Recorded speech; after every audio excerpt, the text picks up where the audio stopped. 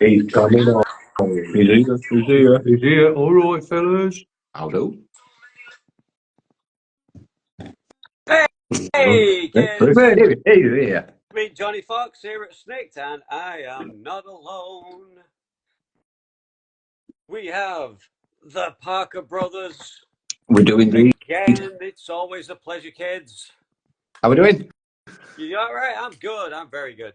Yeah, I'm good, man. I'm good. It's Sunday afternoon. What else are you going to do except be here with us beautiful, beautiful people?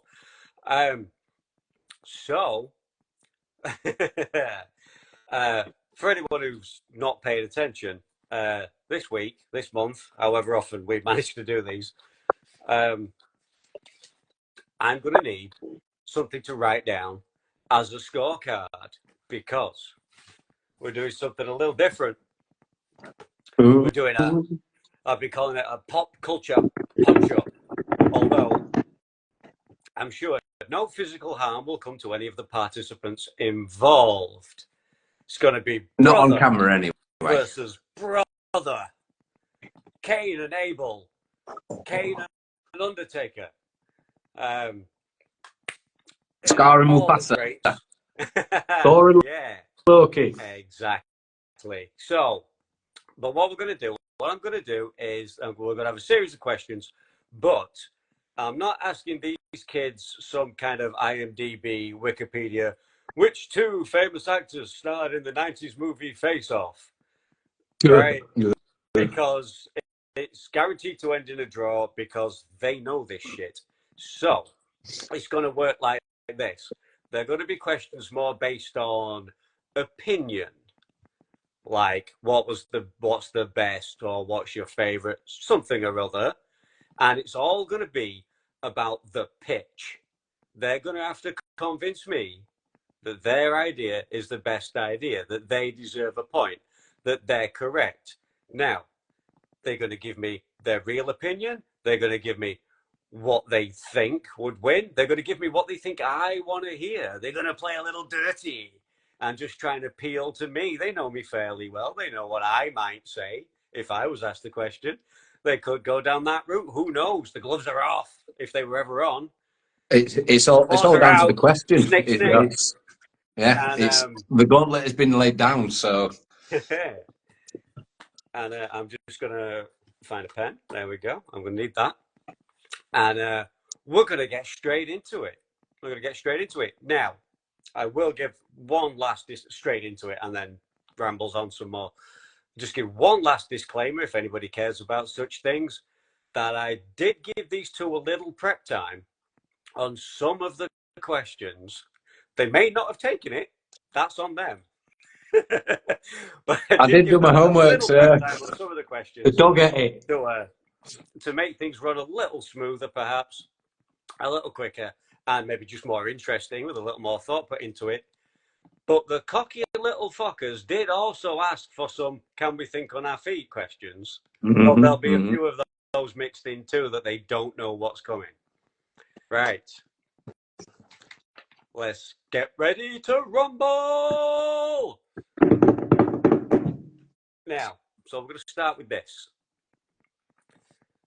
I want to hear about, what would you say is the scariest movie not traditionally considered a horror movie? So, not a slasher. There could be some argument here about what makes a horror movie. I get like Silence of the Lambs. It was always like in the horror section of the video shop back in the day. Is Silence of the Lambs a horror? It's a crime drama, right? I mean, killing. Yeah, I agree. But, whatever. So, but that's all part of the fun. We'll get into that. Those exact definitions, they may not be needed. For example, for me, the scariest movie, hopefully it's not a spoiler for one of your answers, but the scariest movie not considered a horror movie for me is E.T. I've said this before. The little guy just gives me the fucking creeps. I can't watch it. I can't look at him. I am totally the same. That would have been my answer as well.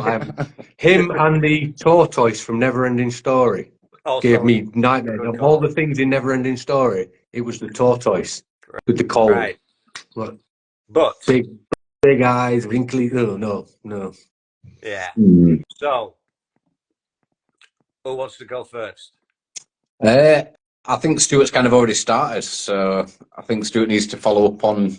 Yeah. So Stu, what have we It's a got? never-ending story. I'm saying never-ending story. Yeah, I guess that's my most terrifying film, because I would go with something like a film called Watcher in the Woods. That was never classified. That was like a Disney movie. Water on the Water. No, the one with the Karen, and it's the funny being, and it's following him around. It's creepy music, and I remember it was just a teen film kind of thing, but it was just eerie. That one, it was terrifying. Yeah, it just films with the atmosphere. You don't have to see anything. It's just great cinematography. Wasn't it? A lot of misty woods and long shots and creepy music. Yeah. Suspense. But yeah, no, can't go with ET. So I'll go with Never-Ending Story. Never-Ending Story. Right. Why? Come on, sell it to me. Because that tortoise looks just like ET. Yeah. It's just I don't know. Maybe it's about the age thing. You know, I've always had a thing for hags and crones. I generally have nightmares about such things. So I don't know if it's an age thing, the ever-presentness of death in his own lifetime and his own morality. But yeah, I don't like big eyes. I don't like wrinkly faces. Okay, is that okay? That'll do. Right. Never-ending story for Stu, and Ian wants to scare me. It's so difficult though, because like some of the things that creeped you out as a kid, you look back at it as an adult and it's like it's not scary anymore. It's just I just don't like that. Like for me, it would have been Mac and Me. Like I didn't like Mac and Me. Everyone sort of loved him. It's like no, just the pot belly waddle. It's just put me about with the fingers. No, so I'd have to go Mac and Me. Just because of it's not just one. There's a bunch of them coming after you, and I don't think they spoke, if I remember correctly. I don't think there was ever any communication back and forth that was articulated, sort of thing. So it was very much an alien sort of being. And let's face it, aliens can be quite scary. And as a young kid looking up at these adult-sized things, now, terrifying. And that bit where he falls off the cliff in the wheelchair. Oh yeah, I forgot about that bit. No, I've not watched it since I was a kid for that reason. But I would like to give an honourable shout out to. I know it was a horror movie, and I probably shouldn't have watched it as a kid. But Child's Play terrified me as a 6-year-old kid, and put me off having an action man for years. Dolls that come alive are terrifying. So just got a quick honourable shout out to that for an absolutely terrifying concept when done right, like the original one was. But Chucky became more of a comedy slasher rather than a creepy. Became a parody of himself. Yes, as most things do over time. Yeah, when it was a inanimate object that is he alive? What's going on? Kind of thing. But then when it became there he is, he's waddling down. You see him doing all the actions. It's like no, it's no longer left to the imagination then. But yeah, Mac and Me, terrifying. Okay. Well, I've got to award a point regardless of whether I agree or disagree. I've got to pick, and I'm going to have to go with Stu on this one. Mac and Me, I do get that. I do get that. I remember it well. It's I think I can see how it could be certainly unsettling for some. I can't laugh. People, I bring the ET thing up all the time, and people just find that very, very strange. I'll say, I always make fun of Stuart because Stuart's always agreed with that about ET, and I always found that like, there's nothing scary about ET, but I can see it. Why people creeped out. It's hard to define. It just really unnerves me. Really, really, really unnerves me. I think because we got like I don't know if it was a pirate or if it was just an early VHS, but we got a copy, and like everybody came round to our house, like aunties, uncles, cousins, fucking, what people I don't know, but it was all just we're all because it was a big event. Yeah, and if you didn't go to the cinemas or whatever, being able to watch them go. So everybody came, and of course, like all the women folk were roaring buckets, were just weeping, sobbing, and I just feel like maybe that imprinted on me as a young child, like that. Just you upset, all the women in my family, all the women I love. This little fucker, made them cry. You really upset them, and I've like hated him for it ever since. It caused you childhood trauma, didn't it? Yeah. Basically, it's the armchair psychology of looking back now. I think it could be that as much as just the aesthetic, physical appearance, which is also disgusting. Terrifying. It's not remotely cute at all. Creature. So I'm gonna go with Stu. I'm gonna go with a Never-Ending Story. There's an overall. It's like it's a dark German, fairy tale. Just the whole film is. It is a dark, unnerving movie. There's the whole horse in the swamp incident. There's the nothing, and just it's kind of designed to scare you, I think, without falling into that conventional horror category. More in the like the Brothers Grimm, I think, would highly approve. Of the Never-Ending Story. But that's a lot of.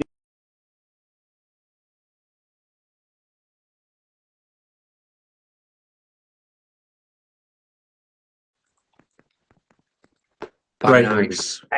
Yeah. You have that dark element. Yeah. So, First Blood to the Stu Man. Right. It's on. Round 2. So, here's one. I'll go with another scripted one for you. The music.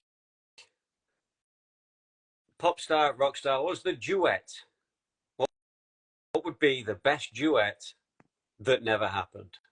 Or that hasn't happened? Maybe it still could happen. What two iconic artists would be an amazing duet and it hasn't happened yet? Maybe it never can now. You can go all mirrors, alive or dead. It's all good. Got a large remit on this one. So, Iain first this time. Okay, I'm going to go straight into the gut with an uppercut here, and I'm going to say I want to see Misfits for some horror-based punk aesthetic sort of riffs and sort of lyrics and everything, supported by the musical genius of Prince. Intriguing.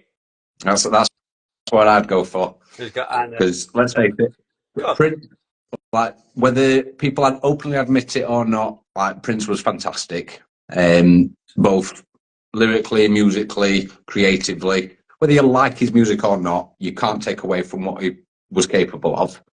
And Misfits are fan-fucking-tastic. Let's face it.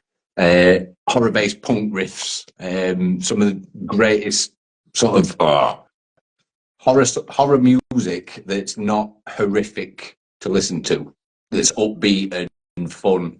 I just think would make a great sort of duet on a sort of a collab sort of track. So yeah, Misfits and Prince. Okay. Over to you. I would go. I thought about this as soon as you said it. I know exactly who I would love to see duet together. That never happened, won't happen. Would be Michael Jackson and Madonna, my two childhood icons together. An album of that. Oh, that'd be beautiful. 80s. You quite young. What do you know? You listen to Boyzone. I do not. Revolting. But no, the Michael Jackson's timid, freaking and Madonna's out there together. It'd be like yin and yang. It'd work so well together, and it'd be a dream come true for me to see those two together. I believe they were going to do something together, but Madonna was like, "I'll dress as a man, you've got to dress as a woman," and Michael didn't go for that. So, Funnily enough. I just The thing is, it does I sound could like imagine Madonna at the time having such stipulations back then. Say, no, I want to do it this way. Oh, that'd be funny. nah. Would have been incredibly Now entertaining. this is a good one. On the one hand, we have Michael Jackson, we have Madonna, we have two absolute undeniable absolute icons, straddled multiple decades with both their careers. That's got to be like money in the bank. It does make you think, how did that never happen? You know, it just sounds like a thing that would have, should have, It thinks of profit, doesn't it? Yeah, Let's face it. A lot of collabs and things nowadays, and I'm not going to get into it, but sort of events and all that kind of stuff, it's for the money. And back then, it would have made big bank. And it could have been anything. It could have been a ballad. It could have been a rocker. It could have been soul pop. It could have been maybe all of those throughout one song. Who fucking knows? Yeah. But then it's also two big, major, mainstream stars that everybody knows. Which Prince also absolute fucking genius, absolute huge star. Mine was always mine. My answer would have been Prince, Michael Jackson. I always feel like that didn't happen. That didn't happen solely because it would have caused some kind of rip in the space-time continuum. Such awesomeness in the same place at the same time was just not allowed. I think the scientists got involved and said, "No, you thought nuclear bombs were bad. This will fuck everything up." That's it. They would have achieved cold fusion with the musical genius, and it would have just imploded the universe. But Prince and the Misfits, now there's like a really interesting, something different, unexpected. Didn't see that coming. Well, so that definitely appeals to my senses a little more. Just to support that a little bit more, I just think that a lot of collabs should it's kind of like how I view sort of remakes and covers. You've got to do it different, and you've got to stay away from the expected and the norm. So rather than sort of have like two hip hop artists do I don't know, do you know what I mean? Sort of the same genre. I think it'd be better to say, right, we'll have this and this that would have never have happened. I could not see it ever happening, but had it happened, bringing the two differences together for something united, I think would have been fantastic, rather than sort of saying, right, two hip hop or two rock artists or you know what I mean? It's like the Run DMC Aerosmith thing. That shouldn't have worked, but it did. It's so good. Yeah. It stands the test of time. That's why I think Princeton and Misfits would have made a great duet. Which is a big part of why Ian gets the point for this one. Although I've got to say, if I'm buying a ticket for the tour, I'll be going with Stu to see the other two. To be fair, I'd be going as well. Yeah, if I had to choose, let's go see Michael Jackson. And Michael Jackson is one of those where I never got to see Michael Jackson, and they got away. That question of if you could see any artist or musician that's always been the answer for me. It's like there's loads of others that I'll never see, and I would have loved to have seen it, but of them all, I would have loved to see Michael Jackson live, because I've been to see that in person. It's legendary, isn't it? Several times, because it's the closest you'll ever get, and it's the impersonator that Michael Jackson hired to play his own birthday party as himself, and it's just like, that's great. You know, I want to see myself on stage for my birthday, so I'm just going to get this. How many times have you seen him? I've seen Nabby 3 times, I believe. Yeah, I went once with you, it's phenomenal. It was fantastic. Phenomenal, really was. Yeah, but but one apiece. Question three. Right. Think on your feet. It's think on your feet time. Now, we've all got that one friend, and we all know that one thing. I'm going to give you a really broad remit on this. Just anything from pop culture. Could be a movie, a video game, just a musical artist, just a particular anything that's strong within the pop culture sphere. Mm-hmm, mm-hmm. However, you guys feel it's incredibly overrated. Something that's kind of, it's universally agreed that, everybody loves this shit. And you're not saying it's bad. You're not saying you hate it necessarily. I mean, if you do, but just that you just don't quite see it the way they do. Overrated. Not bad, just overrated. This could get. I'm going to get cancelled. Yeah, I was it. Who's going first on this one? I know what Stuart's going to say. I know exactly what Stuart's going to say. Well, let's just let rip then, Stu. Let's let him say it. There's two that I can't abide by. Pick one. Pick one. Back to the Future. I don't know what it is about it. I just don't get on with it. Time traveling movies, I'd rather watch Bill and Ted or The Terminator. Michael J. Fox, I'd rather watch Teen Wolf. It's that film. Everybody loves it. Everybody adores it, and I'm just like, it's bland. I know what you think I was going to say. I was not expecting that. Yeah, I was sort of throwing it out there. Yeah, no, okay. I thought I was going to have to sit through the next half hour of a tirade of Hugh Jackman's portrayal of Wolverine. That's what I thought he was going for. just rip on that. Funny enough, that never even crossed my mind. My other choice would be Goonies. But yeah, my choice is Back to the Future. I just do not abide it. Oh, so okay. Iain? Right. Well, I'm for something that's universally accepted and loved the world over and digested by the masses. It's got to be this reality fucking TV shit. Do you know, Love Island and all that kind of stuff, where you just put in loads of idiots on an island together and say, right, go off and fuck each other, and we'll just watch and complain about all the drama that these clearly mentally unstable people are having. And people just yum it up. Car crash TV. Car crash TV. Yeah, it's like awful. You shouldn't be looking at it, but you can't. What are you doing? It's like, but everyone loves it. And it's like I say, I can understand the appeal of saying, you can fuck it out, look at what these people are doing.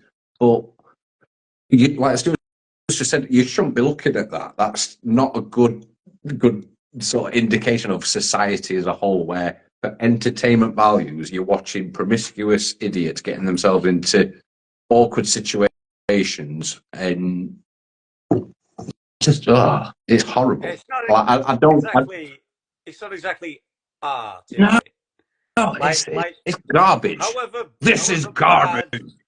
Whatever you think about this TV show, this series, or this cartoon, or this movie, or this album, you know that it's a better TV show than you've ever made. You know, or there's something. If you really wanted to, there's something positive you can find. You can be like, the costumes are fucking really good. You know, just that like the people in them are really bad actors, or the script's terrible. Like, you can find something probably, but then reality TV. And that a lot of people work really hard, and it feels a bit unfair to dismiss all the people in all the different departments that made. Oh no! I'd never take away from anyone that sort of is in the production side of things, but there's no creativity to any of it. It's not. There's no writers or art direction or anything. Like, there'll be a little bit of it, obviously, but it's not a creative outlet like music and comics and games and films and like works of fiction, or even documentary stuff that's well put together because it's on a subject matter of. It's a documentary on I don't know, the recently discovered caiman species or whatever it may be. Do you know what I mean? It's some research, but garbage of just putting these people together, like social experiments. Yeah, I get to a degree, but Love Island and garbage like that. bullshit. No, I think it's cheap and it's lazy and it's just non-productive and holds very It's little got no value. soul to it.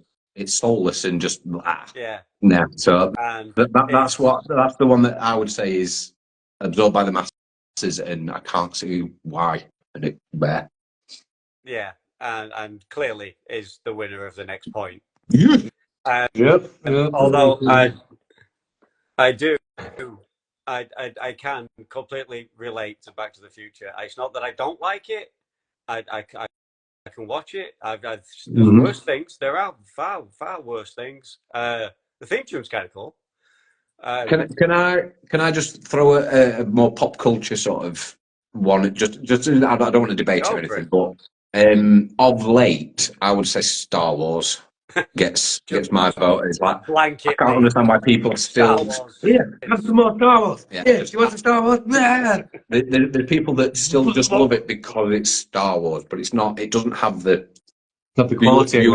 It's the quantity over quality. It's like I've missed so much Star Wars lately. So Star Wars of modern era goes into the. I can't understand why people like it. I don't think people do like it anymore. It seems that they don't.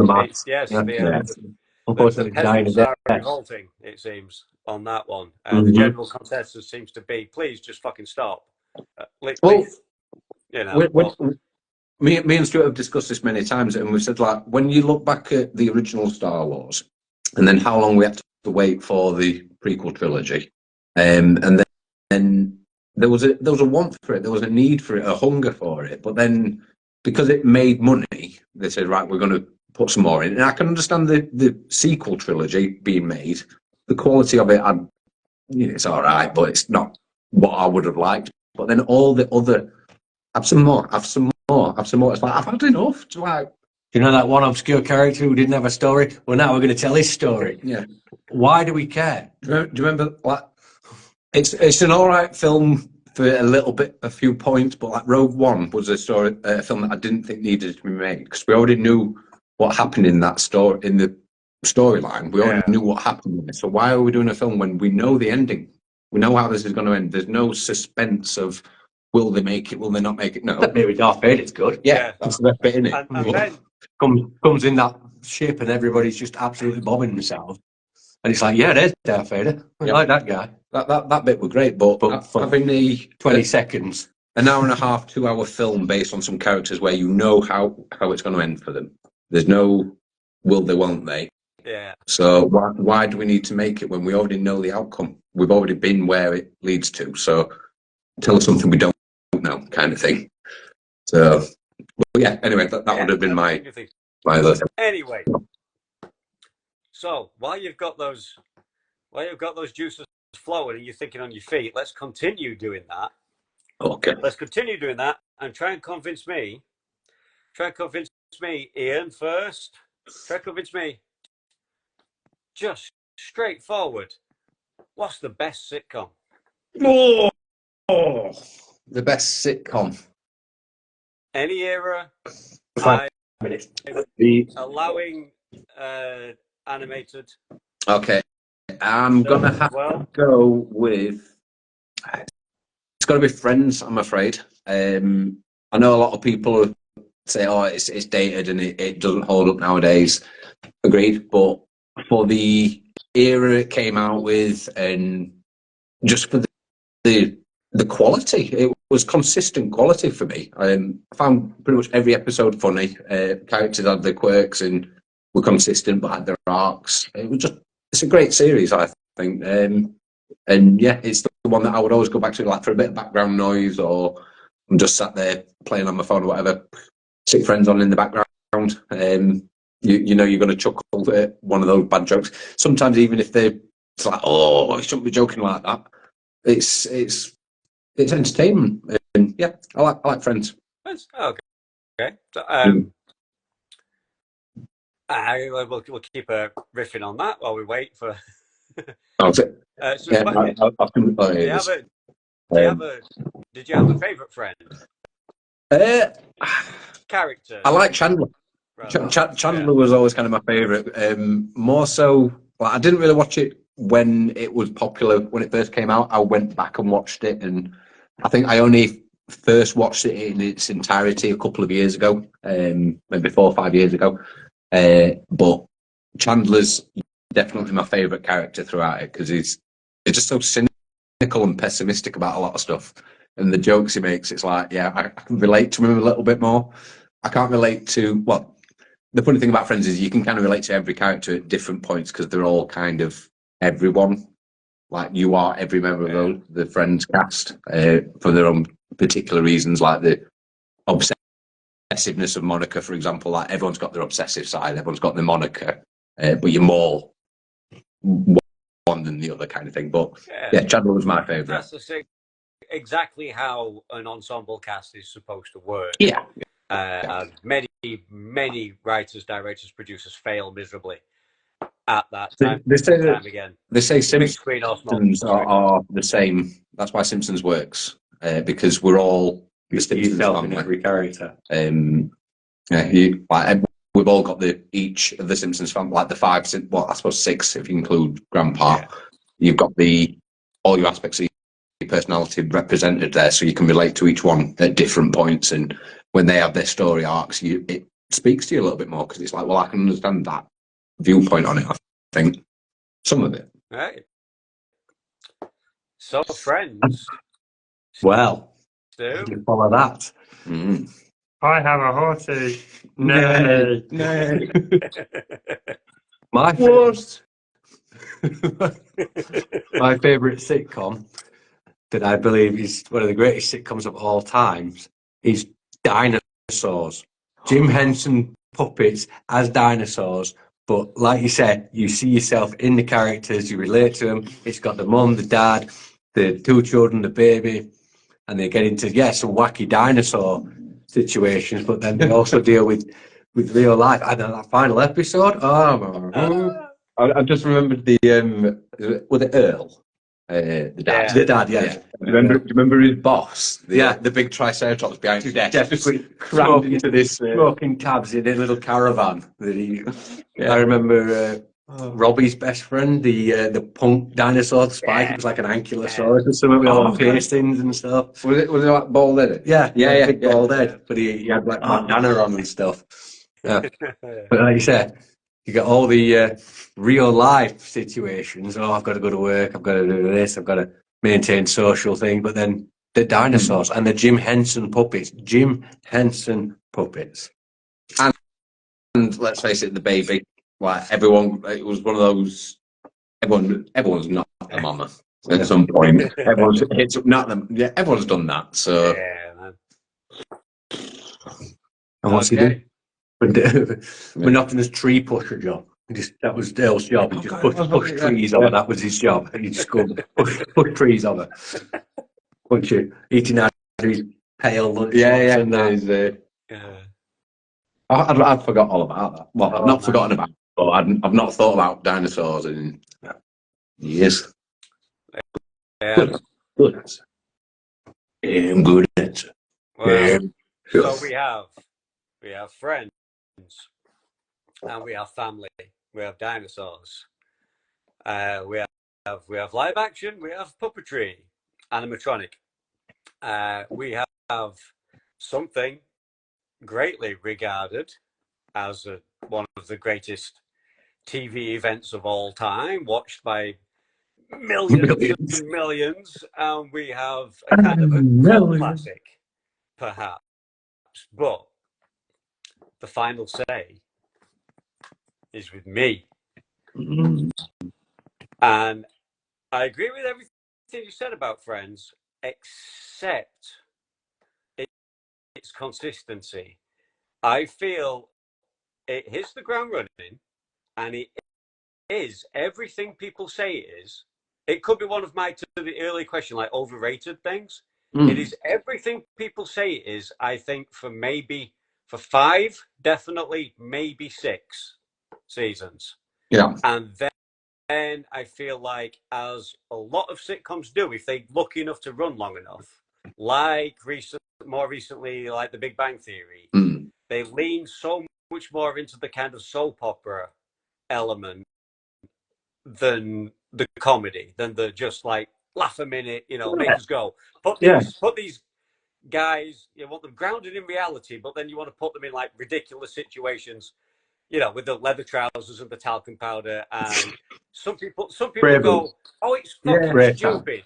Like, as if you would do that. And it's like, yeah, that's the point. It's funny. No, you probably wouldn't. Real people, most of us probably, or at least we like to think so. Yeah. We wouldn't do that. We've probably never been in that situation and never will be to find out. Yeah. But you've got a point there, because you've said how it leans more towards the soap opera. Now you've pointed that out. It does very much. It's a very valid point. That interrelationship sort of boundary gets crossed, and it's no longer the standard sort of we're back to normal at the start of the next episode. There's a lot more. There's now this history between these characters and this one's now dating this one and that kind of thing. It is still well written. They do keep track of the continuity perfectly well, and all the interactions throughout these characters that you've grown accustomed to, you've grown fond of. So like it works. It's just that it's like a different show. It's still funny. It still has its funny moments, but just that it takes that turn, it kind of becomes comedy drama after like the first half is just flat out sitcom.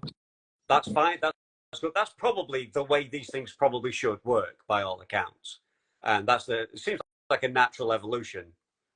But I think for dinosaurs just to be what it is for as long as it is, there's sadly nowhere near enough of it to laugh at. I could certainly watch a lot more of it. I'm going to give the point that way. And who doesn't love dinosaurs and Jim Henson? Yeah. To be fair, it's like I said, just on the puppetry alone, it sways it a considerable amount, doesn't it? I mean, I think if anybody hasn't seen it, try and find it, watch it. I believe it's on Disney Plus. Oh, that's great. Because especially if you do know and you do like Alf, which I like a lot.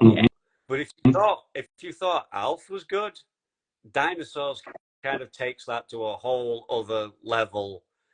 Where we just don't need the humans at all. Just get rid of them. You've not just got this one focus point of he's cool, and maybe Willie's cool, maybe the dad's cool in Alf, but the rest of the guys, it's really about those two. Dinosaurs I've just had loads of memories about the grandmother in Dinosaurs. Of course, I forgot about the grandmother.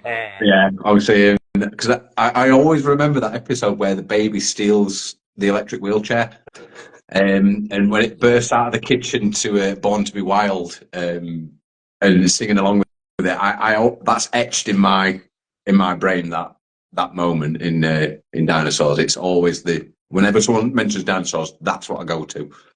I always remember the reality show they have in Dinosaurs, Totally Hidden Predator, which is some normal Joe dinosaur, and then all of a sudden this 80-foot freaking monster just come out of nowhere and just eat him up. He's like, oh, he's been caught by the Totally Hidden Predator. I don't remember that. Ahead of its time. I'd probably watch that. Yeah. I'd watch that.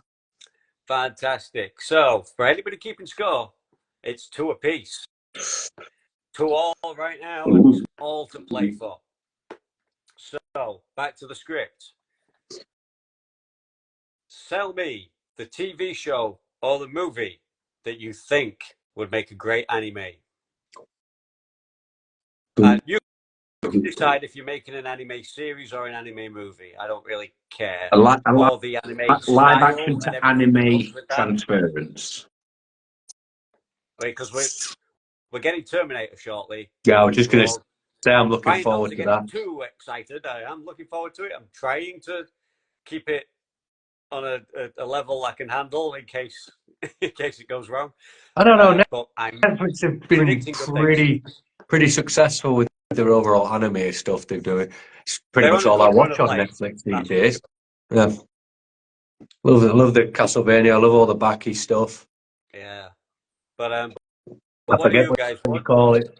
They've started doing an Ultimate Muscle TV show. I saw the episode 0 the other day. I'm like, ooh, I'm watching that. But as an anime. But what are you making, Stu?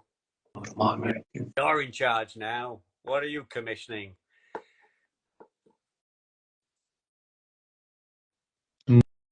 Does it have to be a film to anime, or can it be a TV series to anime? Film or TV show. Like, well, What hasn't already been? Does it have to have been live action or before? Are we remaking or creating? well, okay. No, doesn't have to have been live action. Just non-anime, film or TV. Okay. So I guess cartoon, perhaps. Yeah, or puppetry, or whatever. Puppetry, yeah. That's what I'm kind of leaning more towards, like any of the previous puppetry sort of films that might have been made. Can we do that as an anime? Certainly can be. Okay. As an anime, a long-running series to cover all the bits and bobs that they missed in the previous live-action versions. Let's make Lord of the Rings as an anime. They are doing War of the Rohirrim. They're doing War of the Rohirrim, aren't they? That's due out soon, I believe. But you're talking the actual, the Lord of the Rings. Lord of the Rings. Yeah. Okay. Let's do it. That would totally work. That would be fantastic. I can't argue. Yeah. I'm a massive Lord of the Rings fan, so like anything Lord of the Rings, as long as it's based on what's been written. Yeah, it's not somebody else's. I'm going to put this in because no. It's already been written. If it's not written in there, it can't go in. You can make.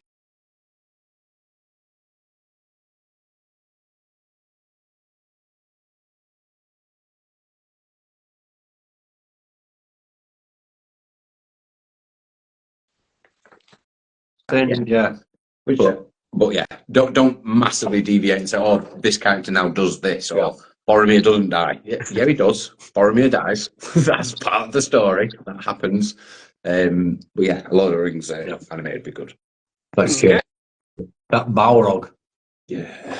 Cave trolls. The dorks. Yeah, that's it. I was watching water. Do you know what I mean? The creatureiness. Yeah. In anime style. But then also the swordplay, because swordplay works really well in anime.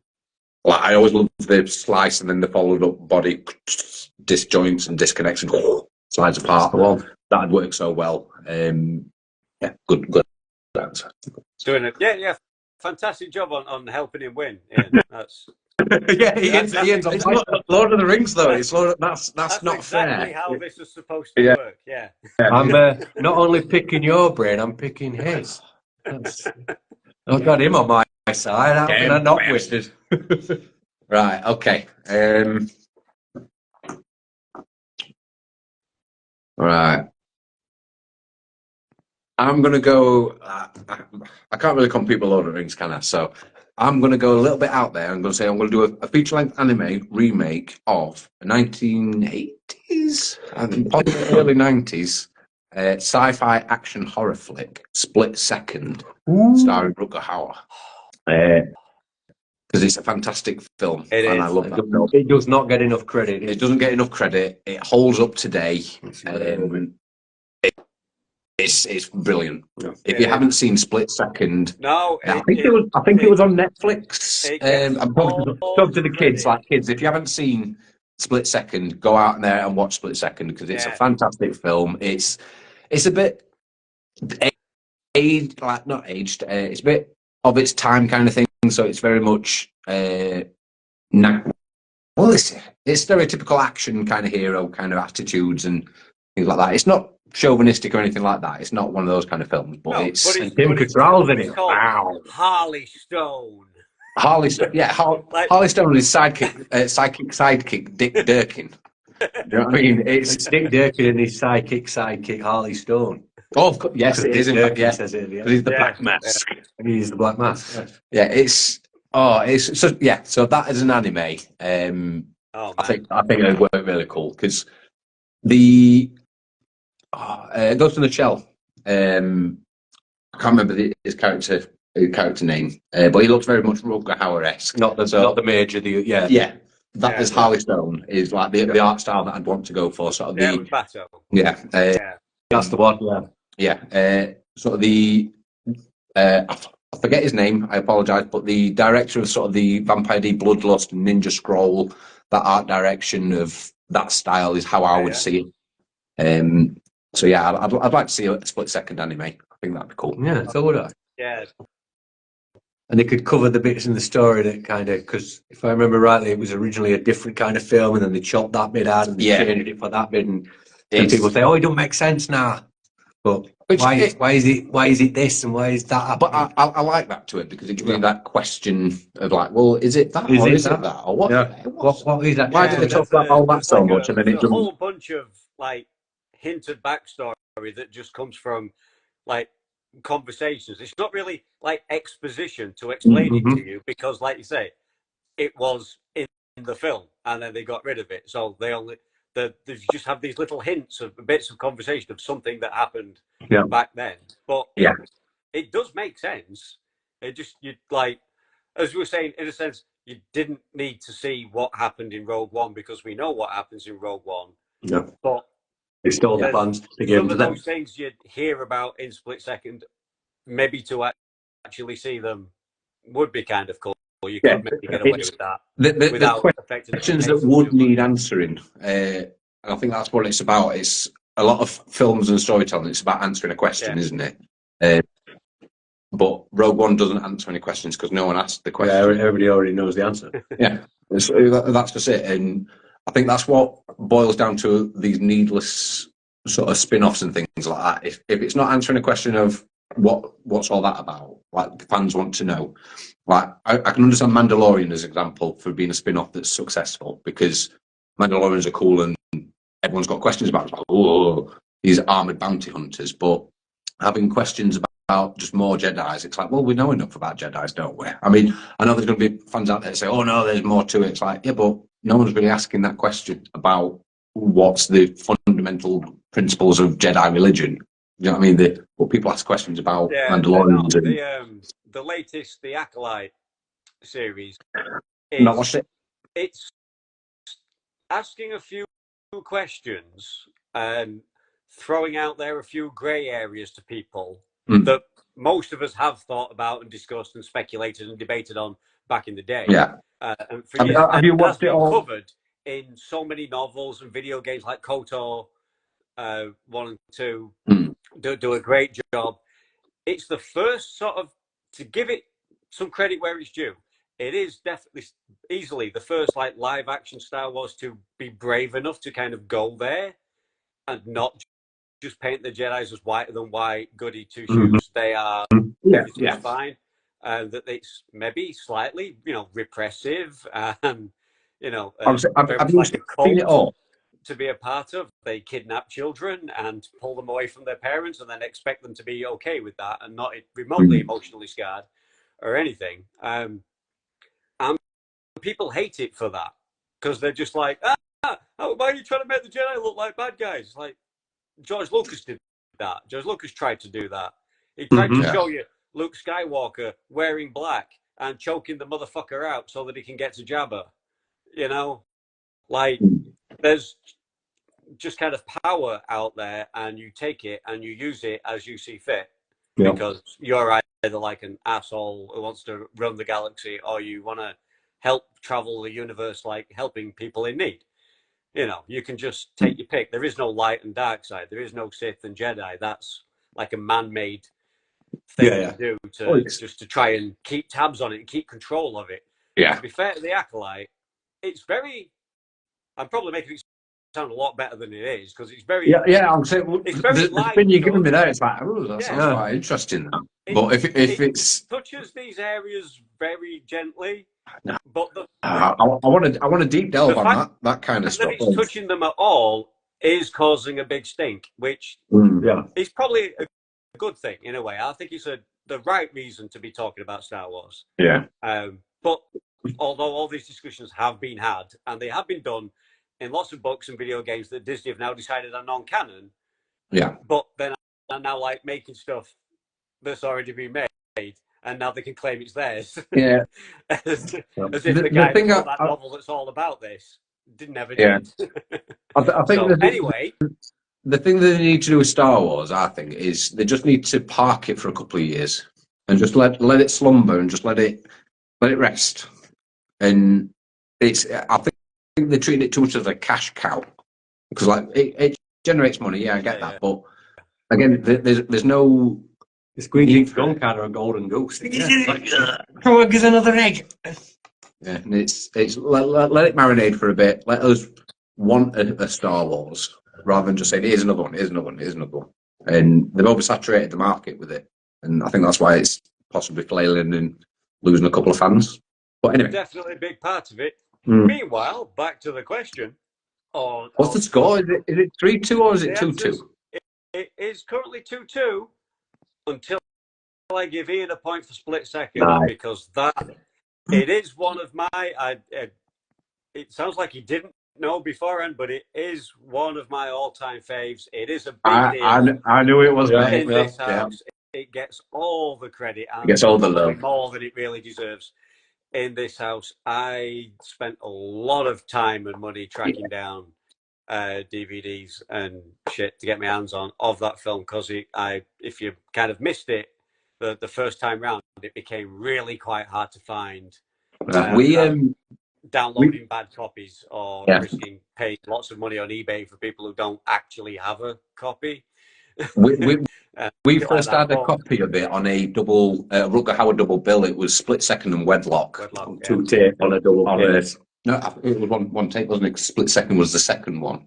We always had to fast forward through Wedlock because as good a film as it is, it's not as good as Split Second. Yeah.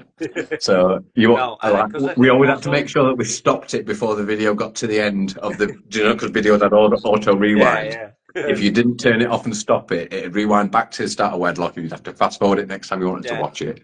So we always tried to rewind it. I think also the creature, which we only see very limited amounts of in the movie, which also makes it, which is kind of what's cool as well to not see it. Yeah. It leaves it up there and it leaves it cerebral, doesn't it? It doesn't spell out and go, here you go, it is.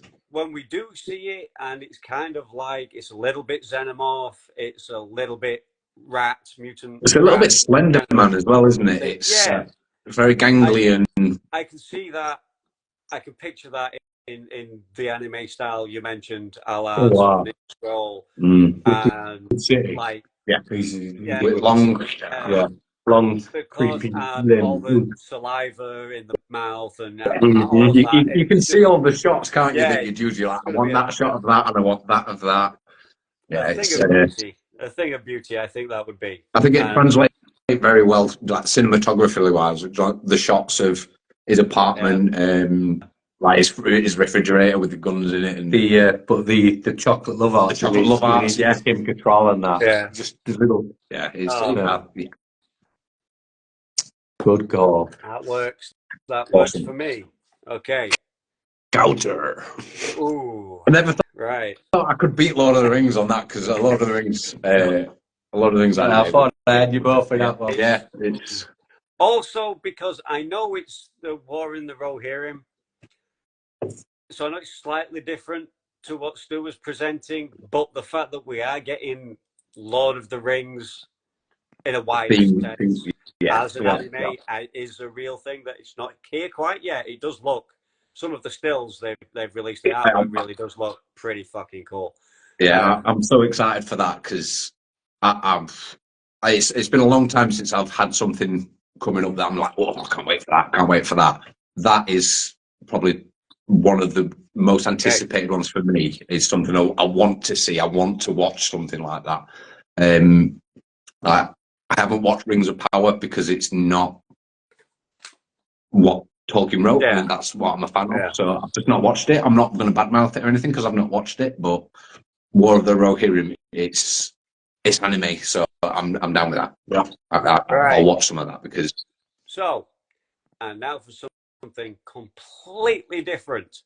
This is one of your scripted questions. If you've done any homework for this, but I want to know your opinions on the greatest professional wrestler never to win a world title. Any era, obviously, any company. Most of them have worked for like every company. They can go where the money is, kids. So that's by the by. See, I'm at a disadvantage on this one because I only watch wrestling for a brief window. So my knowledge of wrestling of who's won a title or who hasn't won a title would be restricted to sort of certain keyhole sort of moments. But I know who I want to say, but I'm not sure if he ever actually did win a big title, whichever company. But I always my pick is they call him the Natural.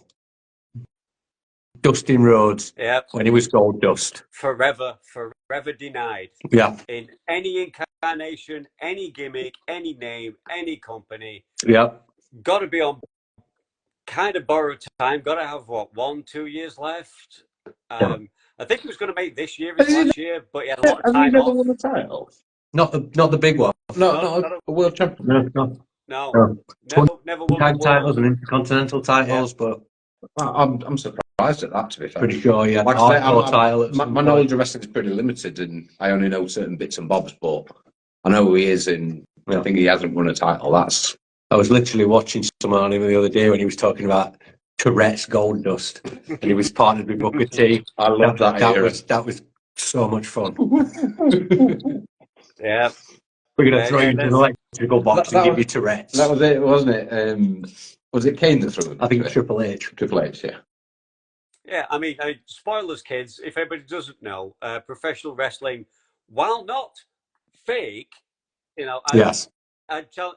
You think it's fake? I challenge you to take an avalanche powerbomb and then come back and tell me it's fake. That's the thing. It depends what people mean by saying it's fake. It is, however, a scripted form of entertainment. And it's with safety the characters, the storylines, the wins, the losses. Yeah. So you would have kind of thought with Dustin Rhodes, after being given a character after being widely hailed as the Natural, someone who's just so good at wrestling, just so naturally good, they call him the Natural, and then you ask him to do this fucking Gold Dust thing, which is an androgynous kind of could be.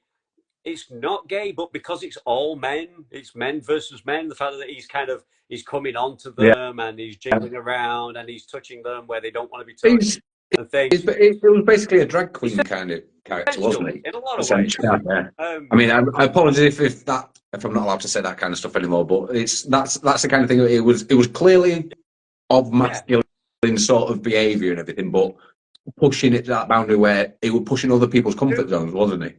And it was more a poke at other people going. They did that. A lot of his opponents absolutely hated it. Yeah. But I mean, he wasn't like the biggest fan of it to start with.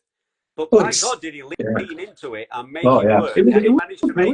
It was one of my favourite characters. Booker T and Goldust were a fantastic tag team, and like I said, that was the kind of era when I was watching it. So, you would have thought, if you put yourself, you're Vinnie Mac, and you ask this guy to do that, it's kind of a joke. But then he makes it work. Yeah. And he gets it over. I mean, and people are buying T-shirts by the fucking bucket load. And he's getting huge pops with his entrance.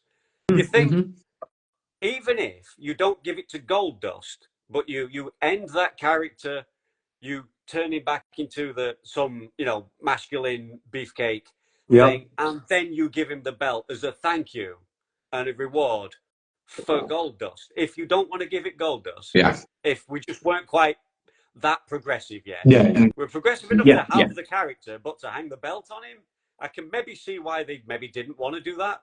But you would want to give it Dustin, not Gold Dust, but Dustin. Yeah. So the fact that they didn't do that they didn't then just turn him back to Dustin or into whatever, into the Natural or whatever could have come next, and give it him as a reward, as a thank you for that. It's mind blowing. It really is. That's a good call. Yeah, that's a damn good answer, that one.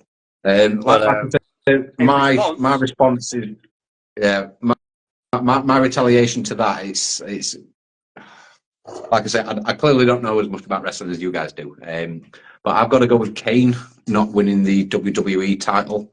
During when you watched it. During when I watched it. I mean, I don't know if he's done it since or anything, but I think he has, yes. But the era when I was watching it, he came damn close. That Royal Rumble where he got beaten out by Stone Cold, that was that was it. Was robbed of it then, because I think that's when he would have had the shot for it, and we said like, that's the time when Kane could have gone right and skyrocketed and just become a great champion. But I was one of the 10,000 screaming Canaanites when he partnered up with The Rock and and Hulk Hogan. Hulk Hogan. Yeah, when he was having his face push. Yeah, that's it. They dangled that carrot and said, "Look at him! Look how good he is," and he got loads more fans. I've always been a fan of Kane over Undertaker, but it's. I mean, Stuart's clearly got the point, but it's. It's one of the things, like I say, at the time when I was watching it, Kane never got it. He'd smashed the Royal Rumble. He'd come so close, and maybe that's why I stopped watching it, because I just thought, well, it was when they took his mystique away by taking his mask off, and he was that bald dude with a funny eye, and it was you've ruined this character. Kane was always my favourite. Is my favourite. I followed Glenn Jacobs on here, and he's a politician now. It's just like, you were key to wrestling when I watched it. From the moment I first saw Kane, it's Kane, that must be Kane. Yeah. Ripping steel door off. To be fair, so it's well documented that Mark Calloway, The Undertaker, pretty much felt the same way. Like, he was like, oh good. Phew, I can retire now. Yeah. I can just hand it over to this guy. I can pass the torch to this guy. Too injured, and I've already been doing this a while. It's getting harder every year. Thank fuck, finally, there's someone who can carry the torch. I'm out of here. Yeah, that never happened though. yeah, that went well. As a tag team though, those two. That was good times when they were rivaling with Triple H and Stone Cold, when they were two-man power trip, Brothers of Destruction, the only people big enough to not be bullied by Stone Cold and Triple H, but them two were terrifying when they were here together. As you say, if we were having this conversation like 20, 25 years ago, they're two very, very, very good calls, and I'd be very, very, very split to pick a winner. However, as we are asking the question now, a little bit unfair on Ian. I do appreciate that. It is what it is, man. But I do believe they did kind of give Kane a short sympathy run with it before when he was buggered off in the black stitch number with the boiler mask kind of thing. I didn't even know that was the thing. Like I say, I just know of it from watching, following Glenn. Yeah, but hearing Stuart's pitch, it's like So. I didn't know he'd not had it, so he gets it. So Stu's got the point. What I'm going to do here, I'm going to give you, see how many of these fit into your remit, Ian. I'm going to give you some honourable mentions. Look at who could have won. Right? Okay. Never won the world title. William Regal. Nah. Widely regarded as one of the greatest to ever do it. Respected by all the other actual athletes, but not by the people who run the companies. Yeah. Jesse the Body Ventura. Never got the big one. I should have done my own work, because he'd have got my vote. The Big Boss Man. Oh. Never gave either heel or face. You'd have thought he'd have had a short one. Just because, man, he was everybody. Either loved him or hated him or loved to hate him or whatever he was doing that week. As the best wrestlers are. Yeah. Big Boss Man was one of those where I knew about him before I knew about the wrestling behind it, kind of thing. I'd seen him on so many T-shirts and lunchboxes and things growing up. It's like, Big Boss Man, and he's there with his nightstick and all that Big kind of stuff. My main pick on either WrestleFest video game or the WrestleMania video game, but also Jake the Snake. Jake the Snake. Roberts. Never took the chance on him. Never gave him the big one. Ravishing Rick Rude.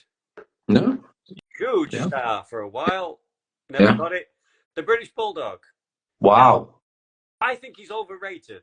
But he was. he was had very iconic. he had Yeah, everything. Yeah. Yeah, like just the look and the image and the crowd reaction. Just he was a moneymaker. So yeah. you think, you know, they might have given him a short run, but it never happened. Mr. Perfect. I think this kind of highlights the politics side of wrestling as well, doesn't it? Because it makes you start wondering, it's like, well, why not? Why not? Yeah. And like you said before, like people that get on well with the wrestlers and are the brilliant money makers, but don't vibe with the management, they're not going to get that payoff. How do you name a guy Mr. Perfect and then not make him champion? Yeah. They never. Ted DiBiase, the $1 Million Man. Nope. No. Wow. Didn't get there. Favorite of mine, Scott Hall. I'm surprised Ramon, that one. whatever you want to call him. No. Nope. Yeah. Even when defecting to WCW and being like clearly streets ahead of anyone else you've got here, no, they didn't give him either. Wow. Never won the big one. Owen Hart, of course. I guess we'll never know. No, maybe he could have. He's been around long enough to have maybe, but that didn't happen. Rowdy Roddy Piper never quite made the cut either. Some huge names if you're into this shit. Yeah. Like I say, I had no idea that these guys had never. Them big one. Legend types were just before we only started watching it about 99, 2000 when we got really late into it, weren't it? And then I fell out with wrestling for about 10 years. Soon after Kane took his mask off and they went down the PG-13 route. Yeah. And then just randomly a few years ago, I just stumbled across an AEW event, just saw Chris Jericho and like watched one thing and I were instantly back in it. AEW is where my heart lives now. It's in quite a good place at the moment as well. In particular right now, recent months, like the last year really. I think they're in a very good place. It's all personal taste and opinion. Depends what you want to see. I want to see wrestling. I don't want to see too much talking. I don't want to see too many people getting married. I like a bit of fun. Yeah. The thing that I like about pro wrestling is on any given time, a show, it does have everything you want from your entertainment. It has action, it has violence, it has genuine athletic skill, and it has comedy, and it has sex appeal, and it has just aesthetic cool points, you know, and larger than life characters. It has comedy, and it has mystery. You know, who is the man in the mask? Who beat him up backstage? You know, there's always something. All of it. You watch this show for that, and you watch that show for the other. Pro wrestling has it all. Yeah. When it's done well, it's the best show you can watch on TV that week. When it's done well. Yeah. Exactly. And it's always going to be up and down and hit and miss, and it's personal opinion and all that. But I don't know. We're too old for that, but I keep getting drawn back into it. That's the thing. It's capable of, like I said, of being that best show you can watch in the week. If again, subjective, and if they're able to do it, it can be the highlight of your week of entertainment. So I think I watched wrestling last night. It was fantastic. I was screaming at TV. I was shocked. That's why we're going on 25th to Wembley. Yeah. Okay, we are all in. We're all in, baby. All in, and we are all even. 3 apiece for those keeping score. Now, I previously asked you to give me something that you think is overrated. Now, I want you to think of something you know that most people out there think it's a bit shit or aren't particularly keen on it, but you love it. Ooh. What's generally somewhat universally thought of as a bit naff, but you're going to sell it to me and make me want to go do it? Could be a video game, TV, movie, something pop culture related, a band, a particular band, an artist, something that takes some shit, takes some heat, convince me, no, it's actually good. You should give it a chance, John. Oh, that's quite a difficult one to pick, actually, because I'm trying to think of what don't people like nowadays? What do people hate on? I mean, people hate everything these days, but that's what I mean. It's like there's always those that'll go, "Oh no, that's rubbish. That's rubbish. That's rubbish." I mean, as an example, I was going to say the way people simply like laugh at watching pro wrestling if you're a grown up. Yeah. As an example of no, but try it because it does this, it does that. It'll make you laugh, it'll make you cry, Okay. Okay. Yeah, I've got my answer then. Right, I'm going to go with. I'm committing with this one. Video games. In general. Yeah, just in general. A lot of people, when you say, "Oh, play video games," a lot of people think, "Oh, it's for kids." That. But I don't think so many people nowadays, because a lot of us have grown up with them, and the people that having kids understand there's games out there for adults. But a lot of I want to say, stiff upper lip and older generation kind of think, "Oh no, they're for kids." Like the same people that think, "Oh, I'm not going to watch an animated film or anime. Cartoons are for kids." That kind of thing. Comic books are for kids. But video games would be the one, because the hand-to-eye coordination aside, you've got great storytelling. You've got a sort of cognitive sort of development, sort of like puzzles and stuff like that, lateral thinking, all that kind of stuff. But just the escapism of like, I'm going to go play Skyrim. I'm going to go run around in Skyrim for a couple of hours and be a magician or whatever, or I'm going to go play Red Dead Redemption or Grand Theft Auto. Just the escapism of I'm going to go off and do this. But the storytelling as well. You get some great stories in video games. Ghost of Tsushima was a great one that I've played, and the storyline of that is harrowing. It's great. It's fantastic, but it's just brutal. And had I not played that game, I would have missed out on that great story of what essentially is for kids, because of the video games. So for all those people out there that say, "Oh, video games are for kids," yeah, I say no, it's not. You need to open your eyes up and get a grip, man. Okay. Yeah. Nice broad one. No, I've got to think of something. Thinking on my feet. You missed the hints that I got from John. Yeah. Oh, there you go. So like pro wrestling is an example. People rag on that. I was watching Joe Rogan ragging on that just the other day. What, ragging on wrestling? Yeah. For the whole comedy sketch about it. Just look it up. It's quite funny. Obviously. Yeah, but Joe Rogan is into his actual combat sport. Yeah. So. Shizen. what do I like that nobody else? Yeah, well, I was asking, what do people hate? Yeah, that's it. I don't know enough people. Oh. Couldn't take that call. I've got to take it. Sorry, guys. All right. Yeah. Yeah. No, you're not wrong. You would, on the one hand, gaming has started basically advertising games at least an older generation. I mean, coming to the realization that kids have no money, I think from a business point of view, if you make games and advertise games towards post school leavers, at least. It's a wider demographic, isn't it? If you can market something to an adult and say, right, here you go. It's like Grand Theft Auto is a great example. Not suitable for kids at all. But it's one of the biggest selling games of the last decade and a half. Like Grand Theft Auto 5 and Grand Theft Auto Online. And it's like that's the majority of those are adults playing that. Me and all my friends, we've gone through many years of playing it together and had great times playing it.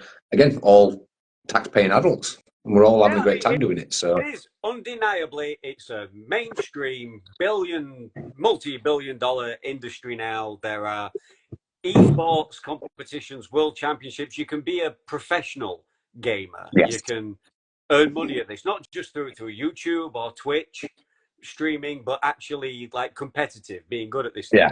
And yet at the same time, I do also have that experience of talking to someone that can be approximately my own age, not a great deal older. I got one. give you that look and that, like, you know, really? Like, oh, you like, you know, with your kid? No, by myself in the dark on a weekend. I stay indoors and don't drink and play video games because I like it. Mm-hmm. I got hooked in like 1986 or something, and I've never really stopped. Yeah. You know, and it's kind of, really? Yeah. What, you don't? So that is a thing that does exist. That's a good call. Yeah. Well, it's like I say, it's the whole mentality of a lot of people when they kind of say, "Oh, it's for kids." It just shows an ignorance, doesn't it? When, like, you talk about animes, for example, saying it's just for kids, it's like some of the stuff that anime cover and like what have you, not for kids. The vast majority of it probably not for kids. So yeah, but it's like, I don't think you can't really. I've never thought you can't put some kind of arbitrary figure, some number, some age, and all of a sudden it's, you know, good morning, it's your birthday. Right, now take all your posters down, you know, throw away half your video DVD collection, you know, get rid of the console or whatever you play on, you know, because you're that age now. You know, it's never been a thing for me. It's not the way I brought up my kids. It's not really the way. I mean, my parents, I know that they do have that opinion, but they did not enforce it. So, like, but I know that's how they feel. When we have family get-togethers, and when it's kind of me and my nephew are the ones who spend the most time once we get started, just kind of like us guys. Once me and my nephew get started, and we get in all that, you know, the MCU or video game sort of rabbit hole. That's us done. People just kind of walk away and leave us to it, you know. Like, everyone could have gone to bed and we're just, oh right. What happened? Where did everybody go? It's always kind of funny when you're having those conversations with people and there's other people that aren't into it as much as you or don't know what you're talking about. That number of times they've said, like, it sounds like English, but I have no idea what they're talking about. And it's a good uniter for people as well. I think video games, because like I say, you can connect with people, and it's sometimes like the people that you don't expect are the gamers turn out to be gamers. It's like the closet gamers at work kind of thing, where you suddenly realise, oh, you play that as well, and then you've suddenly got that connection with somebody as well. But again, you always get those people that pull faces in the office, kind of go, talk about video games. But it's he's back. He's back. I'm finally sorry, people. Sorry. There we go. Real world stuff. I think Iain just touched on it. My choice would be anime, and how people use the same thing. It's a cartoon. It's for kids. You know, it's not about the art form that's in it. It's storytelling. Some of this stuff can be very, very dark. But then some people go the complete extreme with it. When you say, like, oh no, there's adult anime out there as well, people straight away go, oh, you mean like all the porn? Yeah, the porn. Oh my god, there's that out there. You're like 14-year-old girls in schoolgirl outfits. But it's like people rag on it. A lot of prejudice towards it.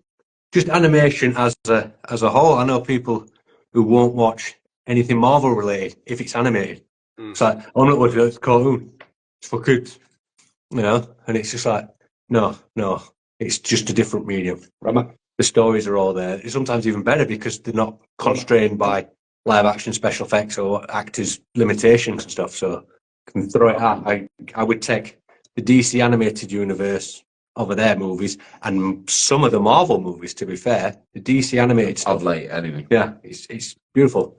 It's generally hit every time, 97%. Brilliant. So we're going with anime, or are we just talking animation?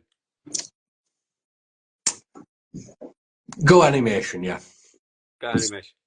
People. Well, it becomes an almost blurred line, doesn't it, between what do you class as anime, what do you class as animation? Because then it's like, well, that's done in that style. Yeah, but that's not been done by a particularly Japanese artist, and that was done by a Westerner and things like that. But it's done in the style of what would have. It's like, no. So yeah, we'll go on just animation in general. Animation, yeah. People again are just naive to it. Yeah. Oh, that's a tough one. That's two very good options, and two options that I have that experience of trying to defend both mediums, justify it, or my enjoyment of both mediums on a fairly regular basis. Yep. Well, not really defend, but just kind of go, oh, okay, each to their own. I'm happy to kind of walk. I don't want an argument. I'm not going to fall out with anybody for it or anything.